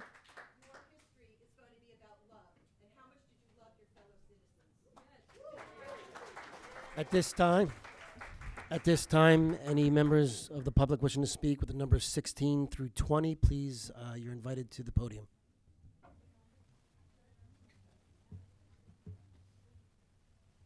Good evening. Jeff Robinson, Rahway, New Jersey. Before I talk about the jail issue, I just want to mention a few comments on Resolution 349, which is awarding a contract to Terminal Construction Corporation for the purpose of building an ice rink in Warnaco Park. From my understanding, that ice rink is going to be built at the Justin Grove picnic area, correct me if I'm wrong, where there are about 60 mostly large, mature white oaks. Cutting these oaks down to build an ice rink will be an environmental atrocity. Obviously, you guys didn't learn a lesson from the Clark Reservoir fiasco. Does your head of Parks and Rec, is she approve of this? I know that your tree commission, county tree commission, does not agree with it. So I just would ask you, please. We know all the benefits of trees, how they fight climate change. Do not build this ice rink in this area and taking down all of these great, majestic oak trees. Please find another area to build this hockey rink. And regarding the county jail putting out a bid, I would just say that what's going on in this country right now is very, very scary. I'm sure you can all agree with that. We have an extremist, out-of-control government led by a wannabe dictator named Trump, who's disappearing people, just like they did in South America years ago. They're disappearing people right off of city streets and jailing them, and then who knows what happens to them, sending them down to Central America. So if you build this jail, you're really just going along with what the Trump government is doing. You'll be aiding and abetting this horrible, unconstitutional, illegal, immoral type of practices. And you know, Trump said he would like to deport American citizens and send them down to that jail in El Salvador. So I would ask you to please don't even consider selling this jail to the federal government, ICE, anybody. And we know that that's what's going to happen because it's a jail. That's what's going to happen. So again, and I do thank the three of you who Time. So, thank you.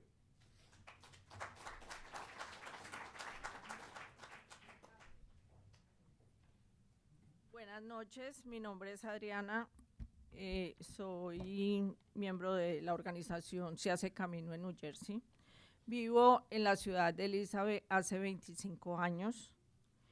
El motivo por el que estoy aquí es para pedirle a los comisionados se comprometan públicamente a votar no a cualquier propuesta que permita la apertura de un centro de detención en el edificio que hay al lado. El 27 de marzo hubo una votación que fueron 3 de 6, permitió que el condado de Union abriera la apertura de las propuestas para que abrieran la corporación, perdón, estoy nerviosa. Esta decisión abre propuestas para que las corporaciones privadas usen este espacio para abrir un centro de detención. Este sería terrible para nuestra comunidad. Quiero reconocer que los comisionados Granados, Delcy y León votaron no y agradecemos porque nos escucharon. Necesitamos que el resto de comisionados demuestren su compromiso con las personas a quienes ellos representan. Hi everyone, my name is Adriana and I'm here with Make the Road New Jersey. The reason I'm here is to ask commissioners to publicly commit to voting no on any proposal that would allow the opening of the detention center across the street. Last time we were here was on March 27th, when a 3-6 vote allowed Union County to begin the opportunity to receive proposals for the use of the building. This decision opens the doors for private corporations to use the space and to open a detention center. This would be terrible for our community. As a community member, this project causes me tremendous concern and fear to what it would do to the city of Elizabeth and Union County and the hundreds of immigrants, residents. Commissioners, will you commit to not accepting proposals from the private corporations seeking to open the detention centers?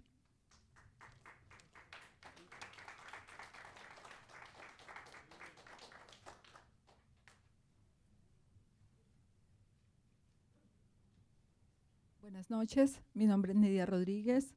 Agradecemos el espacio que nos dan hoy para poder expresar nuestras preocupaciones en nuestra ciudad.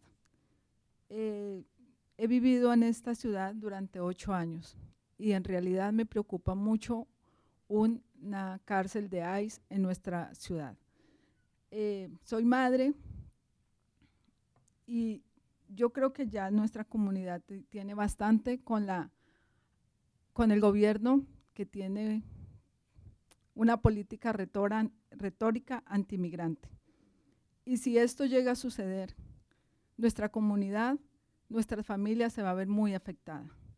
Por eso hoy yo quiero pedirles a ustedes que hagan conciencia de su voto, porque de verdad somos seres humanos, somos trabajadores que hemos aportado a esta comunidad, a este país, en todo el sentido.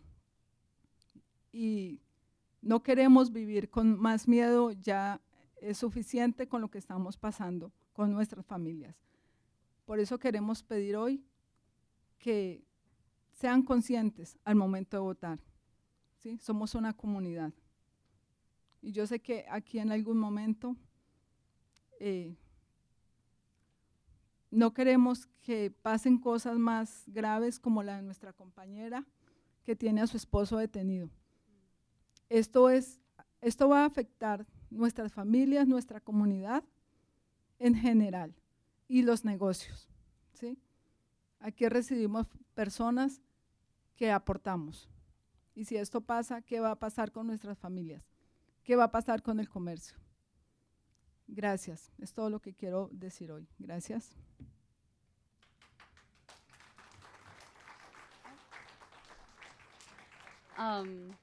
Well, I'm going to translate for Nidia. She is a mother an immigrant mother. She works in the community. She's from Elizabeth, and she's scared about what's going to happen to her, her family, her kids, the mothers and the children of her kids' schools, especially now under the Trump administration, which has a really big anti-immigrant rhetoric. We want to remind you again that we are a community, and this affects us directly. Whatever happens to your constituents, the people here in the community, that's an issue that everybody is going to be facing with. Thank you.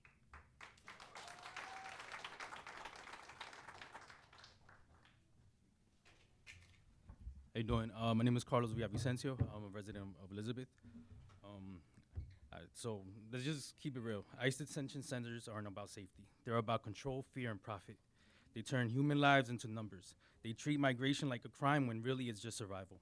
My people don't cross borders for fun. They do it because staying behind would have meant death, poverty, or silence. And when they get here, they get locked up, treated like animals, separated from their families, all in a system that was never built to be justice. Never built for justice, only punishment. But we're not staying quiet. Not today, not ever. We demand a world where seeking a better life doesn't land you in a cell, where our people are met with compassion, not steel bars and paperwork, where no child has to be seen crying because their parents were being taken away. This is bigger than politics. This is about humanity. You shouldn't allow the private prison to be ran in the city. You should instead invest in our community and never forget that my people are human before they were labeled immigrants. And let's not forget that this administration, all they got to do is label me a gang member, and this little girl here will never see me again because I'll be in a Seco and in El Salvador without any proof. All right?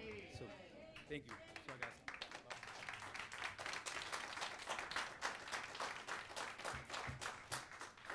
My first time speaking.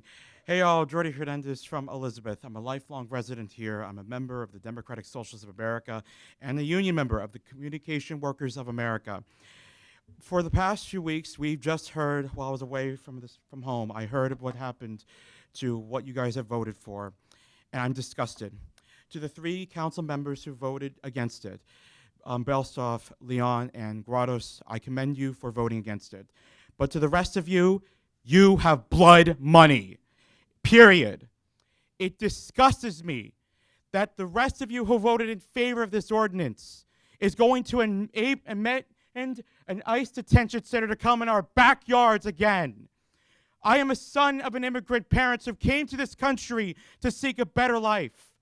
We all know what's going to happen next down south. Many of our people are scared about their future when many of these immigrants are going to be worried the next day they're going to end up in a detention center with vile conditions funded by private prison companies like CoreCivic and Geo Group, forced to go to different detention centers to be sent to deportation flights. In fact, recently, I had to go abroad for that reason, to help someone who got sent to the Dominican Republic. And that's the reason why I've come back here after I helped them. And that's why I'm concerned about them. And recently, our comrades at the IOE had another union being faced with many of its workers forced to get letters of deportation. They're being threatened. They're being scared. Because now their future and their livelihood is in dire straits. Because one day, ICE is going to come back to all of us, even if we're citizens. Because one day they're going to think we're even deportable for no reason. Sent it to a gulag funded by a crypto dictator. No one wants this, myself included.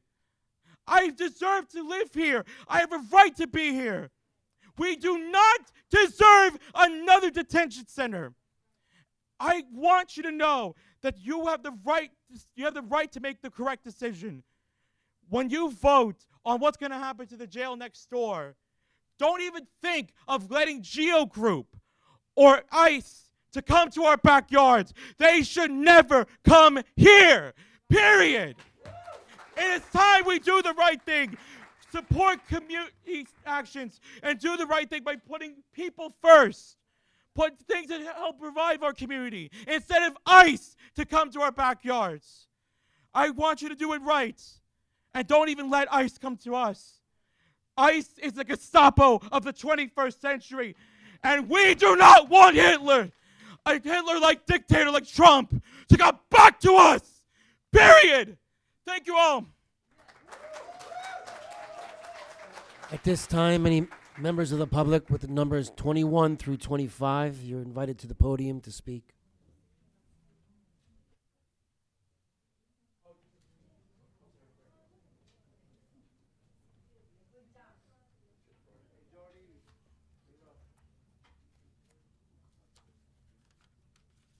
Good evening. I'm Adam McGovern. I work with Wind of the Spirit Immigrant Resource Center out of the Friends Meeting House in the proud sanctuary city of Plainfield. And, you know, it was illuminating to see your films about all those grants. I used to work also in the county in Summit at the Arts Center when we did things like art programs for the domestic violence shelter right here in Elizabeth. And, you know, that was a good example of what government should be using our resources for and putting a value on people instead of a price on their heads. And that's something that, you know, you can't commit to, Ms. Kowalski, just every other day. It has to be a way of life, and it has to be a calling that all of you observe and respect. I thank again the three of you who voted, you know, with humanity and with the unanimous constituents back here. We talk about democracy, but there's something skewed when there's not one person back here who says, please torture my relatives, but there's 6 of 9 of you who say that it's okay for you not to say categorically, you know what, we will not have an Abu Ghraib in the middle of our town. So, you know, I need you to consider that. I thought that Ms. Dellisfort had a really great, you know, perspective about thoughtful urban planning. If you were really doing the careful, deliberative process that some of you say you are, I think you would have listened to her and tabled this thing to begin with. But now you can still say that we're putting off the table the possibility of a concentration camp in the middle of our town. Ms. Williams, you know, we heard your explanation before you took, you know, your yes vote, and you know, we appreciate that you have been in front of Elizabeth Detention Center in the past, but we really need to know where you're standing now. And you know, you won't have to stand in front of the next one if you stand in its way and stand with all these constituents now. Okay. Ms. Palmieri Muded, I know that you care. I saw you crying when one of our brothers was telling the story of what has happened to him in the place that's already running in Elizabeth, and I really need you to remember how that felt. There's going to be a lot more crying happening right across the street that no one will hear, and the rest of you might not have to sit here and listen to it, but we will remember who's responsible. Thanks.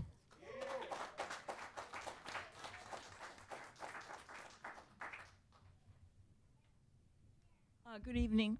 I'm Terry Seuss. I live in Union County, and I also would like to register my disappointment from the vote last time. I think it could have been delayed and until you had a chance to meet with Make the Road and all these other powerful organizations that have good ideas. And I'm glad to hear that you'll be meeting with some of them at this point. In terms of an RFP, it could be quite simple, that it should state that there would be no bars on any windows or doors in the remaining building. It should state that there would be no electronic locks on hallways or cells. I think that alone would probably guide the RFP in some of the right direction. I would also like to say that right next door, we have a failed jail. The crime rate has gone down over the last decade, and you guys are sending your convicted criminals to Essex County. And so this jail is empty. However, there is barbed wire all around that building. There are little flower beds that could have flowers in them. It remains looking like a jail. And I would think for not very much money, you could go ahead and remove the barbed wire so that everyone in downtown Newark doesn't have to look at a failed jail. Okay, that's a few things on that. I would also like to say that it appears to me the group here would benefit from an immigration emergency committee, because we are in an emergency. You have heard from folks who have had people taken away. to a Trump partisan area so that they can be deported. If they were here and they were in this judicial area for immigration court, they would not be deported, most likely.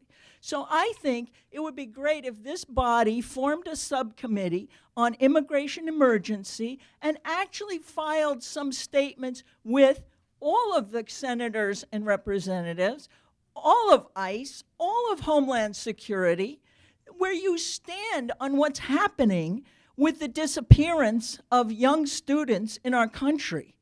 You know, this is a terrifying time, and I think that you all should be not just passive, but taking action and being leaders on this.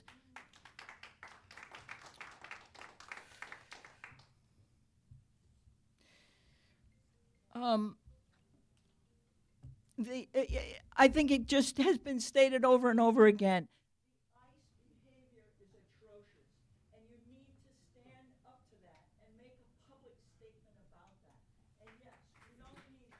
Thank you. Your time is up. Thank you. Ma'am, your time is up. Please step down.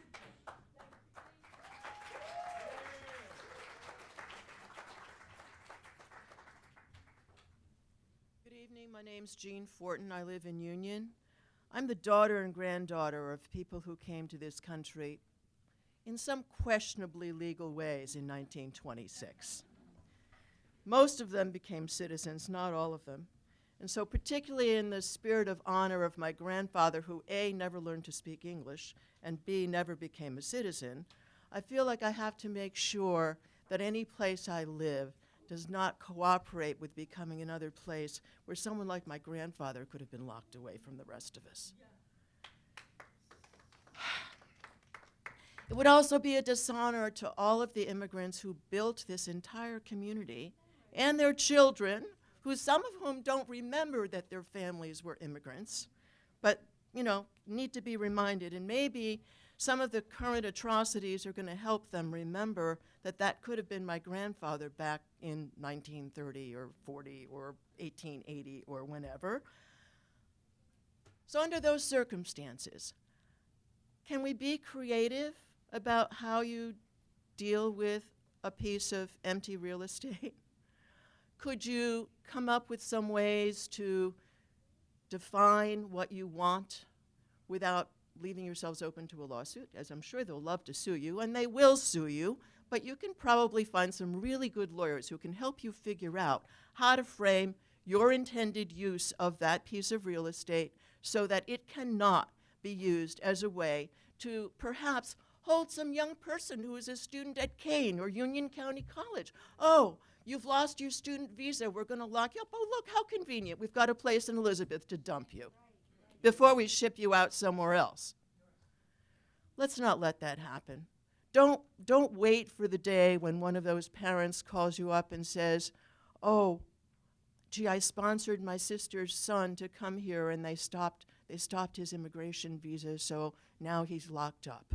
Please help. Don't let that be something that you've contributed to. Thank you.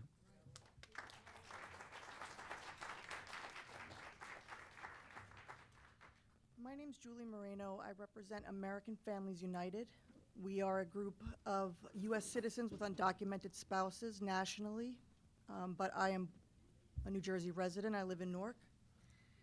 I find it ironic to start this meeting off talking about infrastructure, which is, you know, planning for the future, and then to talk about something as barbaric as commodities, family members being commodities in these, for prison jails. And I think it's myopic, too, because clearly these for-profit prisons are about making money. If you care about the community and we invested in our immigrant populations, you'd find that they would contribute more. They would be happy to contribute more. In Elizabeth, we have 35% of the population is undocumented, and 52% of the population is in a household that is mixed status. So 52% of the population is directly impacted by the effects of what this jail could be. Even if it's not open today, we're all experiencing severe fear, anxiety, Depression, my husband has worked 2 jobs since he's been here, over 20 years. He's not working right now. So the threat of these prisons are keeping our own community members at home, not going to school, not seeking medical care, not alerting the police to crime. It's going to affect all of you as well, even if you feel like you're not directly affected. It affects everybody. There's some websites I want to give you where you guys can look up some of this information for yourself. I talk about it a lot. I feel like it's common knowledge, and it's not. But I please ask you to look up forward, fwd.us. And you want to see the contributions of undocumented citizens. It's broken down by state, it's broken down by county, and city. And there is also immigrationimpact.com, the impact of family separation on children causing severe depression, anxiety, and behavioral issues, difficulty in school, and the ITEP report that shows that in New Jersey, our immigrant population, our undocumented specifically, bring in $1.3 billion annually. And if they were allowed to work with work permits with work authorization, they would bring in another $0.3 billion. So if we want to talk about infrastructure, we could talk about ways that we could have people go to school or allow them to work and live comfortably without fear. They would contribute more. If your priority is the community, let's invest in our immigrants that are here. If the priority is people making money for themselves, then we're looking at private prisons. And I think it's absolutely vile and disgusting, and I can't believe I have to come up here and talk about this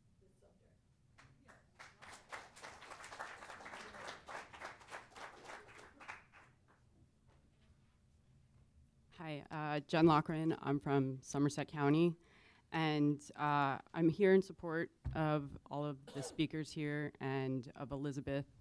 My family got their start here in Elizabeth.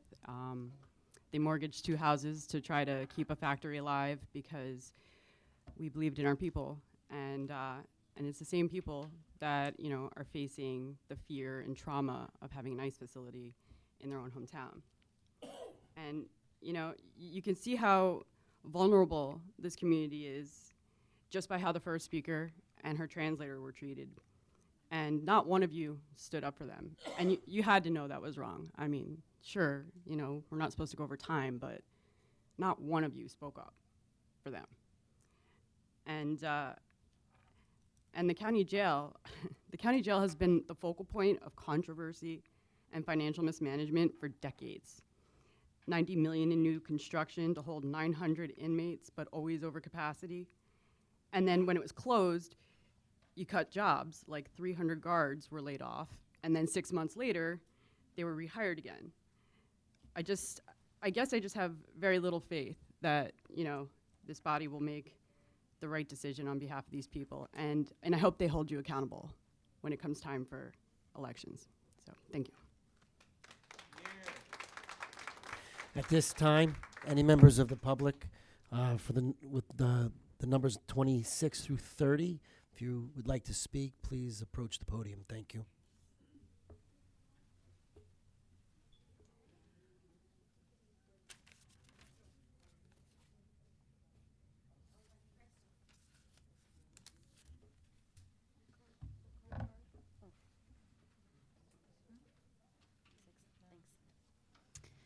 Hi, my name is Jenny Garcia. I live in Somerset County, but a lot of people I love and I hang out with live in Union County.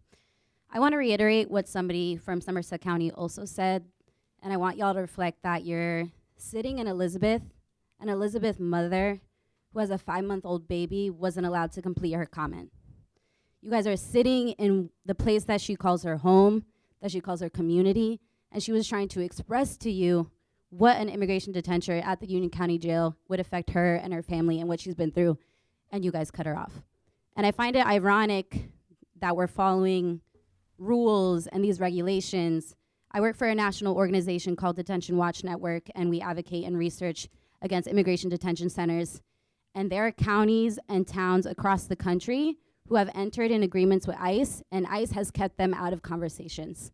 ICE, if you enter a contract with ICE, they don't care about the power that you think you have, your rules, your regulations. they will make decisions with the private prison company and not allow you guys to have any say in it.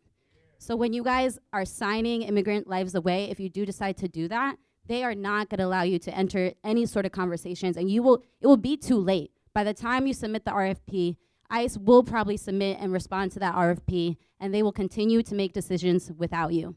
I find it interesting that the county manager had said that the RFP has not even been drafted, and there is no timeline, which makes it so much easier for you guys to make a decision now to rescind the RFP to begin with, before we get to a place where you guys are even drafting it. So it should be rescinded. You guys have the power to do that. I think we need to put in perspective right now that there's currently 50,000 people in immigration detention. And last month, ICE arrested 19,000 people. They are smashing people's windows in. They are trying to find children at schools in Los Angeles. There are research that my organization has done that when you open an immigration detention center in the community, the people in that local community are more likely to be arrested. And ICE is going to try to sell you lies that says, oh, this is going to bring job growth, this is going to bring all those things. Most of those jobs are not going to be held by people from Union County. You think Union County, that is so rich with people who speak so many different languages, that are from so many different countries, are going to want to apply to jobs at these immigration detention centers. The thing is, it's not going to bring the economic growth that they're trying to give you, and I'm happy to share that research that ICE is always trying to sell local communities lies, that they're going to try to increase the local economy and provide local jobs, but in actuality, they're going to keep you out of those conversations. In Leavenworth, Kansas, in Farmville, Virginia, there are examples where county commissioners and local city councils have tried to exert their power and exert their opinions on the process, and ICE and GEO Group continue to leave them out of those emails and out of those meetings. So you guys will be left in the dark and at the cost of the people within the community who don't want this immigration detention center.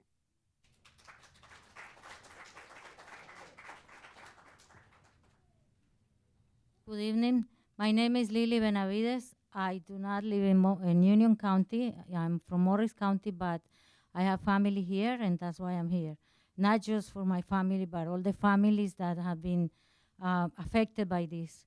I represent the Green Party of New Jersey, which is one of the parties that do not take money for corporations or PACs. And I wouldn't say the same from the two parties, which basically is the Uni Party, and you guys here are going to make a profit over the lives of people of this community.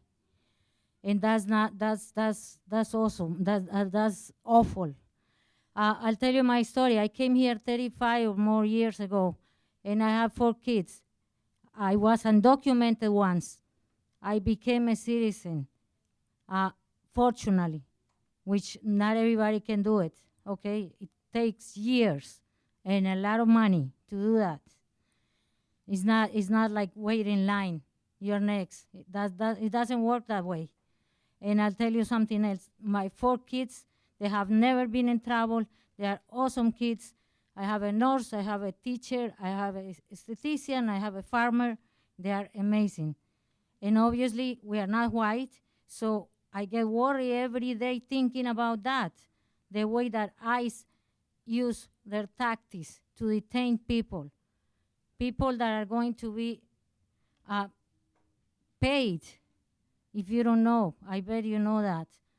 $200 per person every day. That's what it is about. This is a business transaction over the lives of people on the community. I get worried about my kids, but I get more worried about my grandkids because they are not white. And they can be detained for anything because they have any excuse right now, any excuse to detain them. As you can see, I could be detained for being speaking here, because that's where things are going. And I have tattoos, so I don't know where they're gonna send me. So think about all that, please. Thank you.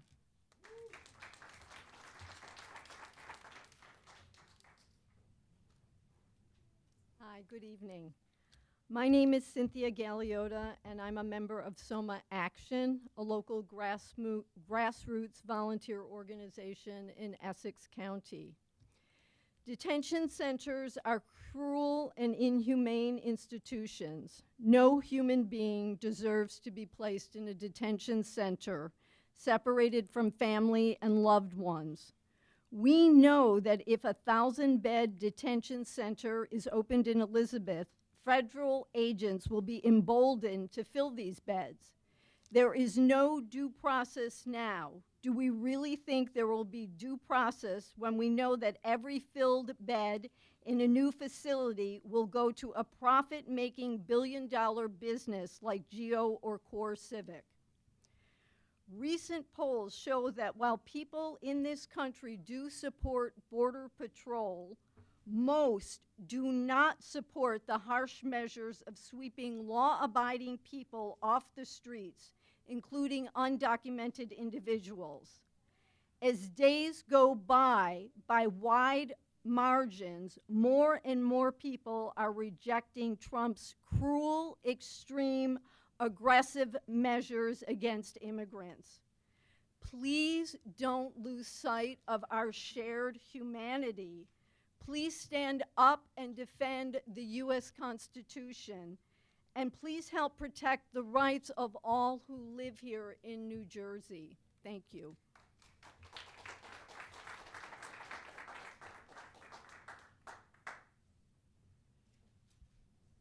Hello, my name is Susan Verchek. I live now in Maplewood. I'm also with Soma Action, but I began my married life in Elizabeth, and my twin children were born in Elizabeth General Hospital overlooking Route 1, which I find really wonderful. But I'm here today because Elizabeth stands in the shadow of the Statue of Liberty. Emma Lazarus invited immigrants to come to this country. She asked the poor, the tired, the hungry, and those yearning to be free. She also specifically mentioned the Great Harbor that the ships sailed through was as a border. On one side is New York, and the other border is New Jersey. My grandfather heard that call. My grandparents came here.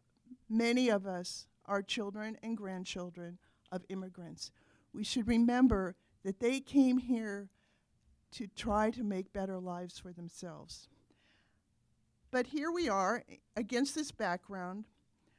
We also recognize that immigrants have enriched New Jersey tremendously, historically and today.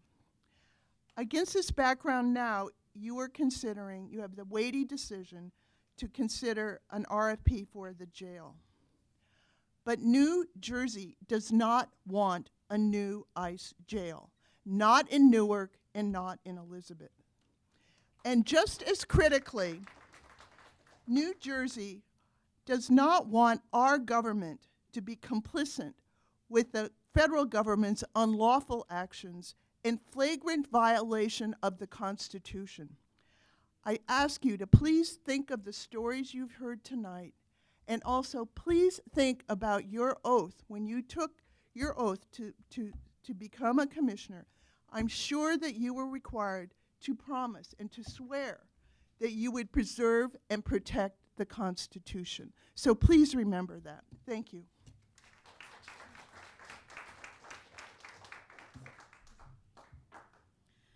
Good night. My name is Gloria. I'm a member of Maida Road, New Jersey. I live in Elizabeth for over 4 years. I have 2 children, 20 and 12 years old. And I have never felt so afraid, so I do now. Afraid as my son on his way home from college and runs into ICE with no chance to defend himself or be heard. They couldn't attack him, and I would not have any news of him, which does not allow me to sleep until I see that he's home safe. That my little daughter or I cannot walk in peace down our main avenues or want to buy something without being afraid of having immigration pressure of so close, knowing that we are today victims of a justice system does not respect anyone's rights.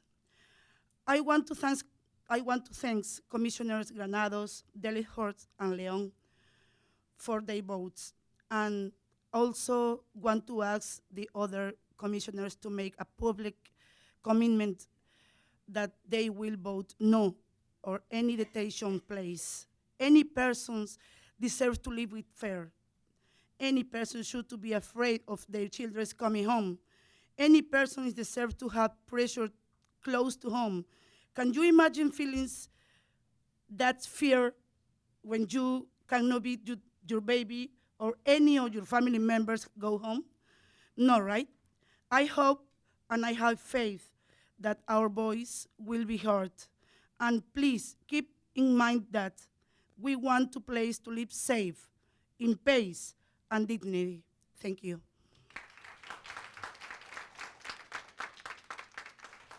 Chairwoman Leone, through you, we have collected all but one of the numbers. So at this point, is there anyone that has not spoken that would like to speak? I ask that you approach the podium. Thank you.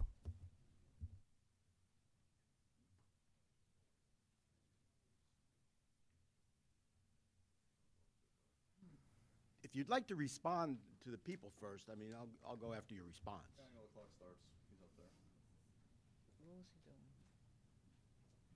Go ahead. Oh, so it's less than 3 minutes. Thank you very much. All right. Good evening, freeholders, not commissioners. Bruce Patterson, Garwood, New Jersey. You've heard a lot. I mean, I wasn't here to speak about the jail, but I mean, you do have opportunities. One person said to make it a museum. Possibly you can make it affordable housing for the people. County office, maybe an extension of Runnels Hospital if possible. You do have $160 million in surplus, so you know, that's something you can do. Additional general comments I'll start with. I just read that the chair of our Union County 250th Nations Anniversary Committee is Commissioner Rebecca Williams, but I am astounded that you do not recognize the optics you are creating. That the chair of the committee fully ignores reciting the Pledge of Allegiance to our nation's flag. The chair is supposedly to proudly lead off with the Pledge of Allegiance at our county festivities. I understand the freedoms that our nation offers, but now is not the time to have someone controlling our 250th anniversary committee ignoring the Pledge of Allegiance that is supposed to honor our nation and our flag. A suggestion would be, Mr. a Patterson, suggestion, you're knocking my time off or what? A She suggestion has would be. a First Amendment right to do. I understand that, and I said that. I understand the freedoms. However, you're putting a person as the head of the committee to lead off the festivities that doesn't do the Pledge of Allegiance to honor our That's flag your and our nation. personal So opinion. I'm not here It to has argue no with you. place here. I reclaim my time. To proudly perform the Pledge of Allegiance, just to make the Commissioner Williams a figurehead. I'm suggesting you have a co-chair for that. I also noticed the clerk's office is offering an alternate to the real ID card, where in the federal law, I don't see where it says alternate cards are legitimate to get into federal buildings, military bases, and airlines like the passports and the real ID cards do. In addition, see, look at this. Thank you very much, Council Bergen, making $200,000 plus. Reso 355, this is for a resolution to establish a cap bank, where Bibby Taylor, the finance director, mentioned nothing about the cap bank monies. But in the Westfield Leader, there was some about $2.5 million increase over the cap of 2.5%, going up to 3.5%, and the taxpayers really need a clear answer on what that $2.5 million is. What else we got here? See, you cut me out. Yellow card. I don't have much. All right. Reso 374 is a collective bargaining agreement with the PBA 199, and that's correction officers. And how many correction officers do we have left on the payroll? And please give the public what's being finally agreed to, since they had come to the commissioners' meeting with a lot of grievances. Are they going to be moving into the police group? So, thanks a lot. I appreciate it. I mean, I listen to the people. You shut me Time, Mr. Patterson. You might as well throw me out. I mean, how about that? Thank you. Door's right there.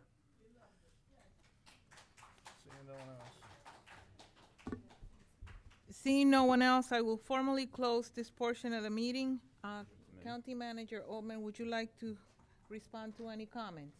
Sure. What Mr. Patterson was talking about, the clerk is offering a passport card, which allows you, as an ID that will allow you to get on planes. Director Scutari, would you like to comment on the collective bargaining agreement, and then Director Taylor about the cap bank?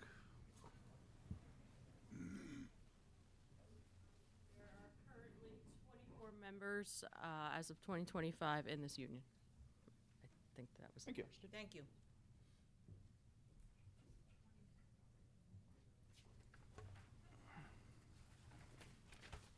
So through you, Madam Chair, the resolution that approves the cap bank is allowing us to increase it by the 1%. We are banking the 1% plus the difference between what we are allowed to go up to and what our tax levy actually is. The 1%, which is the resolution, is a $2.5 million. Our total cap that we are actually banking for 2025 is $6.4 million. The prior year's bank plus the current year's bank that we are allowed to bank under the 1977 cap is $13.3 million, which is not included in this year's budget. I could also go into the 2010 cap if anyone cares to, but that's not necessarily relevant to the resolution that we're dealing with. But the 1977 cap, the resolution is 1% at $2.5 million. Thank you, Director Taylor. Thank you very much. May I have a motion to adopt resolutions 2025 through 328 and 2025 through 374 and resolutions 376 through 2025 411? So moved. Second. Thank you. Moved by Commissioner Kowalski and seconded by Vice Chair Bodek. A motion was, clerk, please recall the roll. Certainly. Commissioner Baker. Aye. Commissioner Dellisfort. Aye. Commissioner Granados. Abstain on 2025-382. Aye to the rest. Commissioner Kowalski. Yes. Commissioner Palmieri Muedad. Aye. Commissioner Williams. Aye. Commissioner Vice Chairman Bodek. Abstain on 2025-343 and aye to the rest. And Chairwoman Leon. Aye. Let the record reflect you have 8 votes in the affirmative on all resolutions with the exception of resolution number 2025-382 and 2025-343 with 7 votes in the affirmative and 1 abstention. Thank you. At this time, I will call upon my colleagues for comments, and I will start with Commissioner Kowalski. Thank you, Chairwoman. I would like to thank everyone who came to make comments this evening. We have been listening, and we will take all of your comments under consideration as we go forward. Thank you. That's it for me. Commissioner Dellisfort.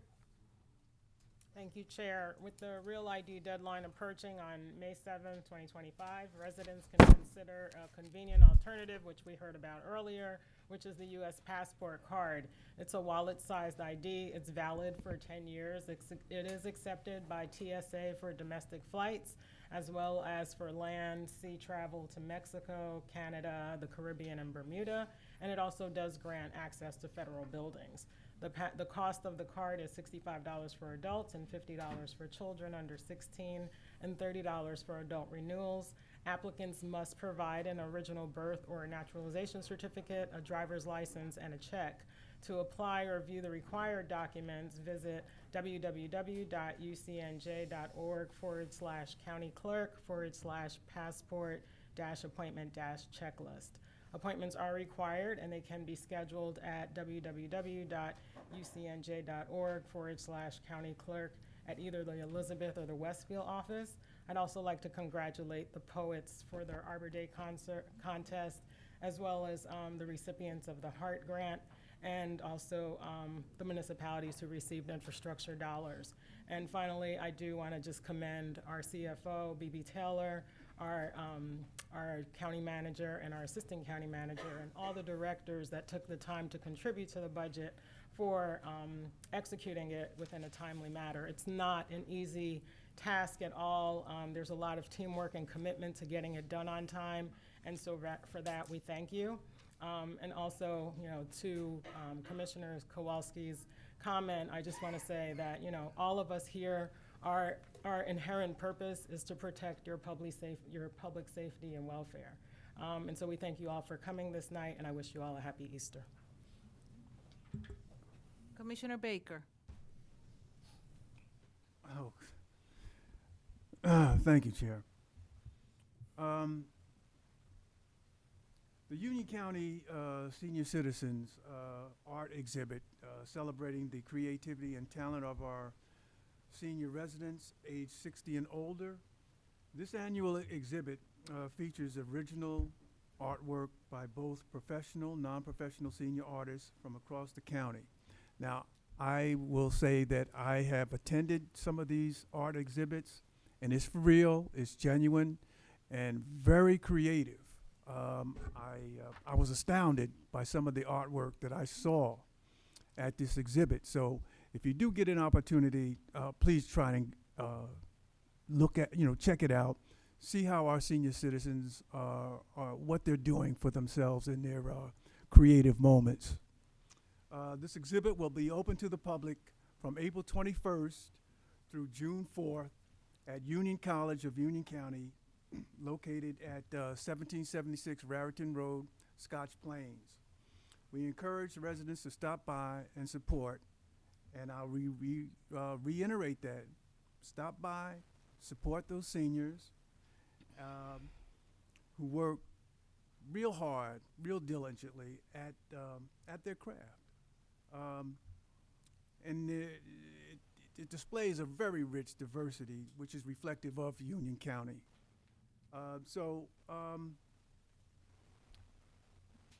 Do stop by when you do get an opportunity. And I'll close with that comment. And I just want to say something else, too, relative to the people who were here, who expressed their concerns.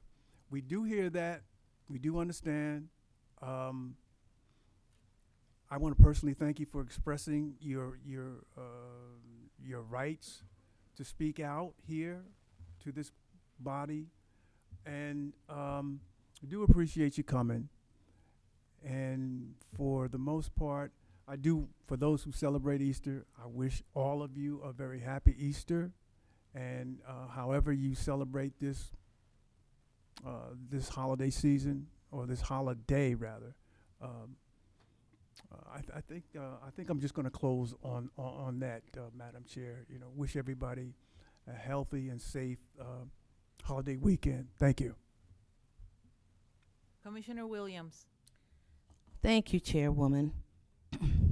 So first, the Union County Board of County Commissioners, through our Office of Cultural and Heritage Affairs, will be kicking off, and we're proud to kick off our multi-year celebration of the 250th anniversary of the American Revolution. And actually, it's 250 years of history here in Union County, although we did not become Union County until 1857. But we'll be kicking off this event, of which I am the chair and have been so since 2023.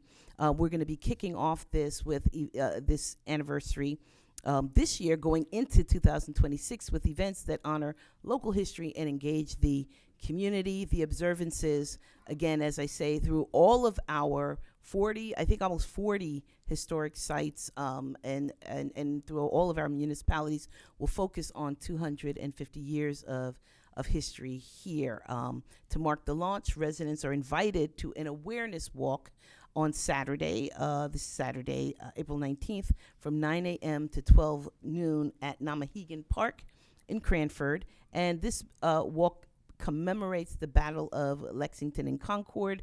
There will be a number of speakers. There will be music and food trucks, and a number of activities. Admission is $10 for ages 15 and up, free for children under 15, and the first 100 registrants receive a commemorative T-shirt. You can visit ucnj.org/250 for registration, for updates, and more event information. And as an American citizen who does believe in the Constitution, and who, as a couple of people mentioned, we did swear to uphold, I affirm, I do not swear, affirm to uphold the Constitution of this state and of the United States.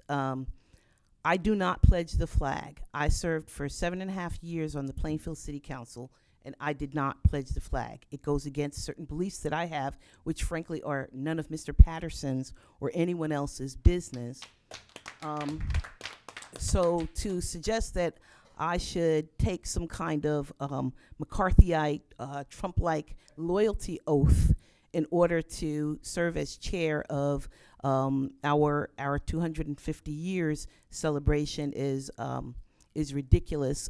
Those of you who know a little history, and the reason I was asked to be chair is because I'm a professor of American literature, African American literature and history and so forth, would know that the Pledge of Allegiance began as a magazine promotion. It wasn't about patriotism. It was about trying to indoctrinate children. And in 1954, during the McCarthy era, the under God was added. We are not a nation under God. People are free to have whatever beliefs they have. And I always stand out of respect for my compatriots here and for residents, but I do not pledge. I also do not pray at our meetings. So if you want to add that to your roster of my sins, please feel free. So with regard to the other issue that most of you came out here to discuss, I've gone on record many times with the reason why I voted to see what interest there would be in an RFP, which, as was mentioned, it has not been written yet. I've met with a number of people via Zoom, in person. I met with Make the Road earlier this week. We had a nice long meeting and we discussed a number of issues. I've posted all over social media my thoughts, and anyone who knows me and who knows my history and would understand that I do not believe in carceral states. I was on this body in 2021 when we closed the jail. So to me, why would we necessarily, I don't even really want to buy into the idea that anything is a foregone conclusion. What I supported was a resolution to see if there would be an entity interested in purchasing a property. That's what I supported. And as county manager and everyone has said, there is, it's being worked on. We have not seen it yet. Certainly the public and a number of groups will be taking a look, and there will be public input into that. So that's what I have to say about that. Folks know where I stand.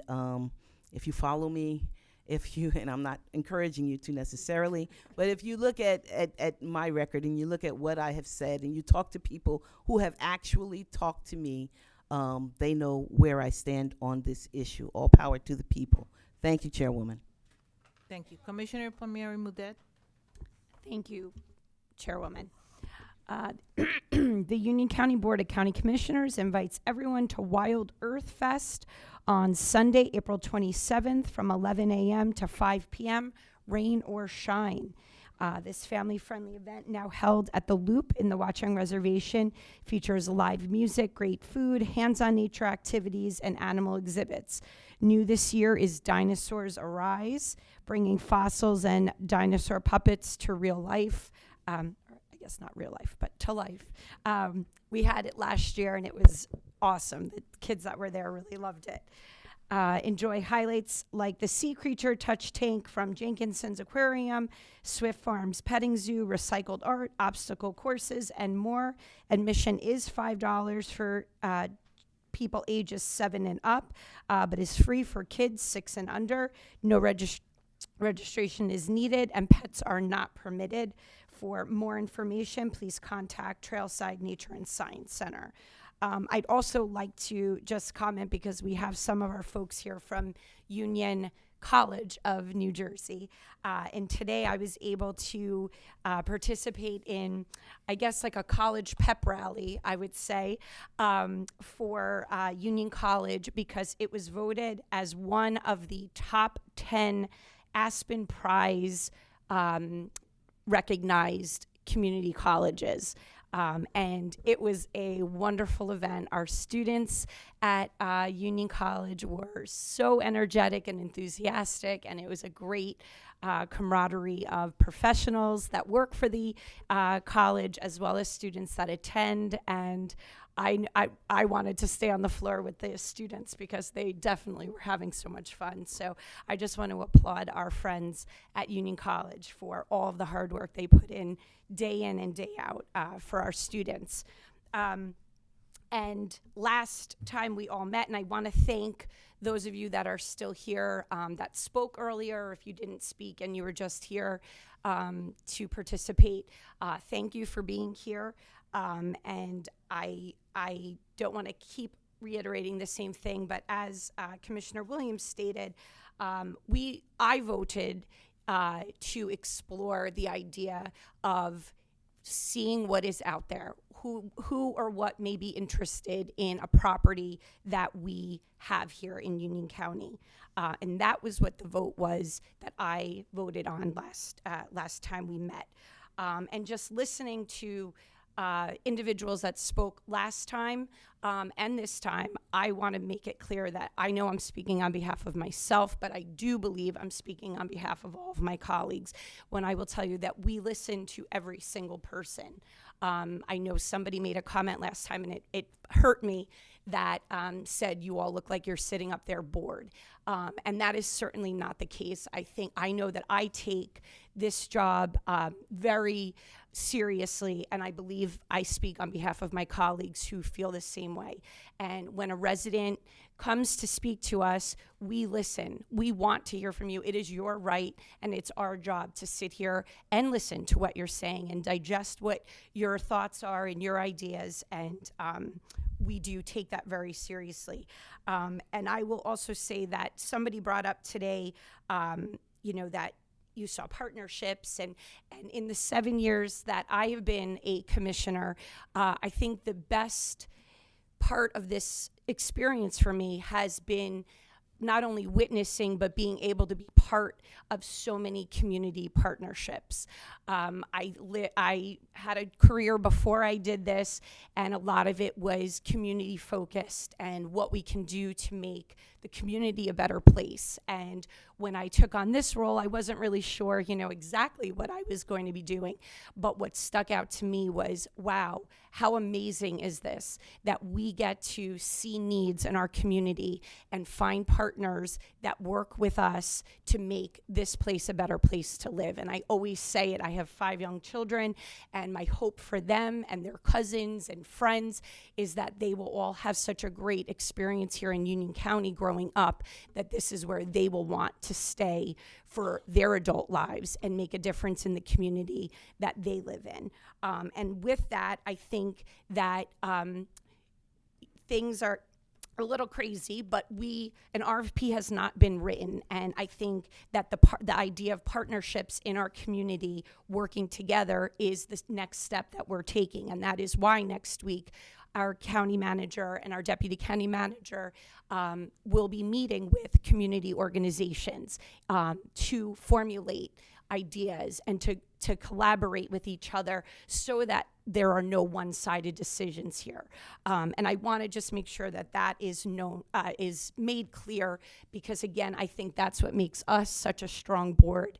That's what makes us such a strong county, because we do count on each other, whether it's our partner groups or new groups that we've never worked with before, but we open those doors and make that happen. So I just wanted to share that, and I wish everyone a great long weekend, because I think we do have some extra days for those that have kids in school. They have a couple more days off, so thank you. Commissioner Granados. Thank you, Chair. One of my favorite events of this year is coming up, and I'm excited to invite families, especially those with children who have autism or other sensory sensitivities, to join us for the Jeff Boyer's Big Bubble Bonanza at the Union County Performing Arts Center. I know that's one of the events that Angelica every single year keeps getting sad that she's not called up on stage to get put in a bubble. Maybe this year will happen. You busted your chops a little bit, Angelica. You weren't paying attention. But this high-energy interactive show is part of our sensory-friendly theater series and creates a welcoming space where every child can enjoy the magic of live performances. This show will take place on Sunday, April 27th at 2 p.m. at the UC PAC, 1601 Irving Street in Rahway. Tickets are just $8 per person and can be purchased online at www.ucpac.org or by calling 732-499-8226. I hope to see many of you there for what promises to be an afternoon full of fun, learning, and community. I think Commissioner Mudet said it perfectly before when it comes to when each individual who comes to speak, we are listening to you. Never think that we're just here, looking at you. No, we're taking everything you say into our minds, into consideration with any decision that's made on behalf of the County of Union. And we appreciate every single person who comes here to speak and voice what you're going through in your community and what you feel and how you feel that everything should be approached. So we value your opinion, we value your insight, and know that we're listening to it. And with that said, I want to wish everyone a happy Easter who celebrates. And in closing, I want to wish our Commissioner Kimberly Palmieri Mudet, a happy birthday on Sunday. Let's wish happy big birthday for her on Sunday. Nice. But thank you very much, and I thank each one of you for being here. Thank you. Thank you. Vice Chairman Bodek. Sure.